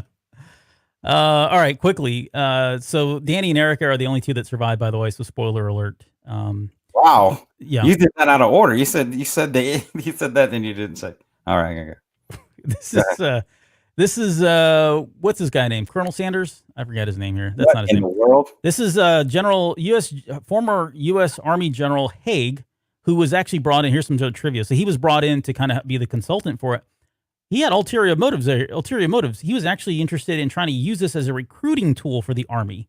And so some of the pictures on the right-hand side here, you see that picture? This is one of the promotional pictures they used. What they were trying to do was cater to the Breakfast Club type look and get people to look at this and go, "Oh, wow, look at these cool kids. They look just like me. Maybe I want to be in the Army." And I'm not kidding. I'm not making this up. That's what they use. And some of the other publicity shot, and I'm going to go back here, sorry. This one here was another one in that same vein where they were trying to use this as a recruitment tool, which, by the way, he was wearing a Star Wars hat the entire time. That did not get by me. And it changed colors. At one point it was black, and one point it was green. But that's not a big thing. So, yeah. Also, we talked about this, was obviously the first PG-13 movie that was officially out there. I think JR mentioned that Indiana Jones, Temple of Doom, they were both going through it at the same time. I think technically this was the first one that actually had the rating on it, but you could argue that I think it was the same year, 84. No, when did... Oh, wait, I thought it was the other way around. Temple of Doom was 83. I thought Temple of Doom was the movie that... Because Spielberg was the one that pushed PG-13. Oh, yeah, he was, like I said, he was fighting it with this and Poltergeist. Yeah. He was the one. He's the reason why it came about, for sure. Yeah, because there really wasn't that mid entry level type rating. The paratroopers that you see flying in, some of these guys, there was a big gust of wind. Some of these guys landed miles away. Yeah, one in a tree. What's that? One of them in a tree. Yeah, one of them in a tree, and then I think the cops came by and saw him, and he had to tell him, "No, I'm not. I'm really just an actor. I was blown off course, if you will," which I thought was funny. Did you? So in the making of this film, so they did all of the props because obviously they couldn't get Soviet era tanks. So they built these tanks and put them on cargo transports like you would see military, and they were sending them out into the field. And the FBI actually followed them to the set right? Because they thought, They look too real. Yeah. what are these vehicles doing here? The poster, like the original movie poster, it says, "In our time, no foreign army has ever occupied American soil until now." And that's actually not a true statement. What was it? During the campaign, of the Aleutian Islands of Alaska during World War II were occupied in June of 1942 to August of 1943. So when the movie came out, this poster, Alaska was like, "Hey, what about us?" And okay, so they had to actually apologize for running that. But I do believe that land war not possible in the U.S. Like the idea of a force having to bring the amount of people that you would need to do a conventional war on the ground in the U.S. is insane. Do you know how many weapons we sell in the U.S. a year? I don't know, but I'm sure you do. Yeah, right. On average, 8 to 12 million firearms are sold in the U.S. every year. Every single year. Wow. Right? Like we're heavily armed people. Yes, we are. And we have got, it's one of my biggest arguments about the probability of like a zombie apocalypse is that would be the happiest day. It turned into a national holiday if they did it, if there was some kind of zombie insurrection in Texas, because it would be an excuse to just start shooting everything. Like it would just turn into a thing immediately. So, that's why I loved Man in the High Castle, because Texas and the Midwest was neutral because they weren't able to overtake it like they were California. Sorry, California. I think California's gone in under 7 days, unless they can convince them to smoke a couple of bowls to slow them down, right? Because they have nowhere other than you're going to have a tough time with South Central working your way through that part of LA and maybe some of Wilmington, but. I've never seen Man in the High Castle, by the way, so don't hate me. Don't at me, bro. I'm not, but you should probably see it. I heard a lot of good things about it. You will like it. And look at this abomination of a film you've put up here. Hey, wait, before I got one last thing that was trivia. Swayze was 32 when he filmed this movie, and he was supposed to be playing a just graduated kid. Right. But yeah, there you go. 32. I didn't realize he was that old, to be honest. This movie, I've never seen it. I didn't watch it. I was thinking about watching it in preparation for the show. Decided against it last minute, so I didn't see it. But yeah, it didn't do very well. And I know you've already kind of spoken probably as to why. The only thing that I was interested when I was like going through all of the reviews was looking to see if anybody had really kind of compared it to the 1984 film. And there were a couple of them, but this one here says this has to be the year's most pointless remake. A boring and badly acted reboot of John Millis's gung-ho Red Scare actioner from 1984. Did you watch the remake? I did not, but based solely and maybe this is unfair because I don't like talking smack about films that I haven't seen, but the premise is outlandish. I know what the premise of this film is that North Korea invades the United States. North Korea couldn't get 4 people here. Like they couldn't get anybody here. So they don't have any long-range aircraft, right? None, right? They can invade South Korea and that's it. And they certainly don't. Well, I take that back. They do have some commercial transporters, but they have no in-air fueling capabilities. They have about a dozen submarines that are 50, 60 era submarines that have range to get to U.S. waters, but no proper Navy. So they don't have like battleships and they don't have freaking aircraft carriers. They're not going to get over here. You can't get here, right? Like, and even the aircraft that they do have that are transports are incredibly slow. So they'd be coming to California side, and even on just using long range radar without using sat interference, they would be detected early, and we would have 9 hours notice before they actually reach the coastline. So, it's not a fun thing. It's funny. What about like coming through Alaska? Well, they don't have a naval. They don't have a navy really, so I guess they can't do that either. Yeah, they would have to have support from the Soviet Union, but in order for any of their strategy to work, that's really been North Korea and even North Vietnam's to some point, is that you're going to need a communist ally. You're going to need China. You're going to need the Soviet Union. But China, even though they're still socialist and state controlled, they are certainly not communist. At this point, they are better at capitalism than we are. Wow. Well, I don't think I have any. I skipped over like John Millis's, Conan the Barbarian. We've talked about that. He went on to do Hunt for Red October in 1990, Clear and Present Danger in 94. Both of those are great movies. Loved them. We didn't even talk about Basil Polderis' soundtrack in this, which I thought was actually really good. That what I was thinking about that when we were when I was watching the Existing again.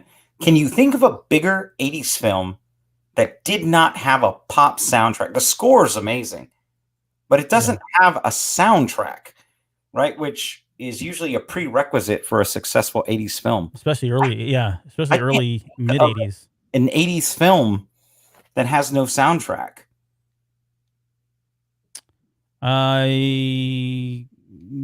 Let's see. How about Clan of the K-Bear? What the hell? No, I'm kidding. That was Caveman. How about Caveman? No, it had Ringo Starr in it, though. Ringo Starr had to have music in it, right? Yeah, it had Ringo Starr. Clan of the Cave Bear was one of the first novels I read, and I took it from my mom and read it because it sounded cool, right? I thought it was going to be awesome. There's a lot of sexy time. There's a lot of sexy time in that book. So I kept that book for a long time. Oh, that's funny. Quest for Fire. That didn't have a soundtrack. But that's not a good movie. I know. I'm just kidding. Anyway, I get that if we were talking to the film praisers, I'm sure they would be giving it a lot of love, but I don't get it. All right, so just so we're completing everything here, the budget was $17 to $19 million. It brought in $38 million in the box office. So how much money? $38 million is what it took in. Wow. On a 17 to 19 million. And the budget went up a little bit. Originally, it was slated for a certain amount. When MGM bought the rights and they realized, okay, we're going to go Rambo style on this thing, they bumped it up. So it landed somewhere between 17 and 19. Wow. Nice. Yep. 17 and 19. So what are they ending at in terms of their net? Yeah. About 20. Wow. That's pretty good. So it's still second fiddle to Johnny Five and the Boys. So they came in at what, 15 million? Short Circuit? Yeah, Short Circuit ended up grossing at box office 41 million. That's because they didn't have the Goots. That's right. Big ticket guy at that time. Hey, Wolverines. And then put that dopey smile. That's like his only go-to move. Your Steve Guttenberg is really sounds a lot like Jerry Seinfeld. What is up with all these? What is going on with all these Russians? It's Russians, it's Mexicans, there's Cubans. Someone's going to have to give me a map. Okay, we're done. That's it. Show's over, folks. Go home. Right. I am officially out of alcohol. Like this bottle, you can't barely see because I only got that much. Hey, thanks everybody that joined us tonight. I know a lot of you guys stuck around. I don't know why. I appreciate you. No, I'm kidding. Thank you for sticking around and listening to us just going on about all this stuff. It's been a lot of fun. What's going on next episode, Albert? So we're gonna do only 2 chapters next episode because 37 has a crap ton of references, but we'll do 36 and 37. We'll get into Wile E. Coyote, super genius. The Roadrunner, sort of Bahir. I don't know what that is. Chuck. We'll talk about some Chucks, All Stars. But you better have 30 straight minutes for me to talk about the Twilight Zone. We're going to talk about Twilight Zone. I know you're already going to take that one. I'm not even going to try to fight you on it. You don't. Let's see. We've got Subdivisions by Rush. No, I'm kidding. We've already done Rush. We did a lot of Rush. It is in there, but we're not going to talk about it. Monty Python, The Holy Grail. My goodness, that's going to be a lot of fun. We'll probably anchor on that. And then we've got a lot of old... Better anchor on the Twilight Zone. No. You can't. It's like you can't. We'll talk about it offline. There's, and then we've got a lot of old computers, and there's a minute where he talks about various Nintendo and Sega game systems. So we'll probably get into the consoles and talk a little bit about the console wars as well, because I think you and I are both well versed in all of that. So yeah, it should be fun. Okay, I think that's gonna do it. I'm tired, and I've got Mando here in a few hours. You got anything before we get out of here? No, man. It was, as always, a lot of fun. Thanks for joining us, everybody who listened. And those of you who did not. And don't forget on the Seabird 9. The Seabird 9. we'll have Ernie Klein. No, December 2nd. Well, Ernie Klein will be on the show with us. You start reading that, and then it's gonna be like, well, it's not the Ernest Klein. It's just here we go. Some guy named Ernie Klein. Yeah, on the show. That would be hilarious. We got to find somebody named Ernie Klein and bring him. Our friend Jeff Klein from high school. Maybe he's got a relative, brother, a son at this point. Who knows? All right, we'll see you guys next week. Thanks.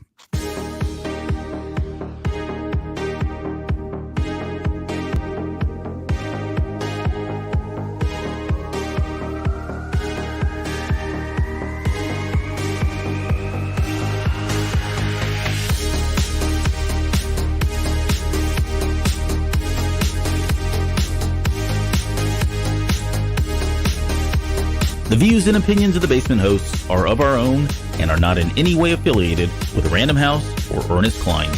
All quotes, music, sounds, trademarked, and copyrighted material referenced in the show are owned by the respectful companies and creators and are used by the Basement as fair use for entertainment purposes only. It would take me a month to read this whole disclaimer, but sad to say, I don't have that kind of time.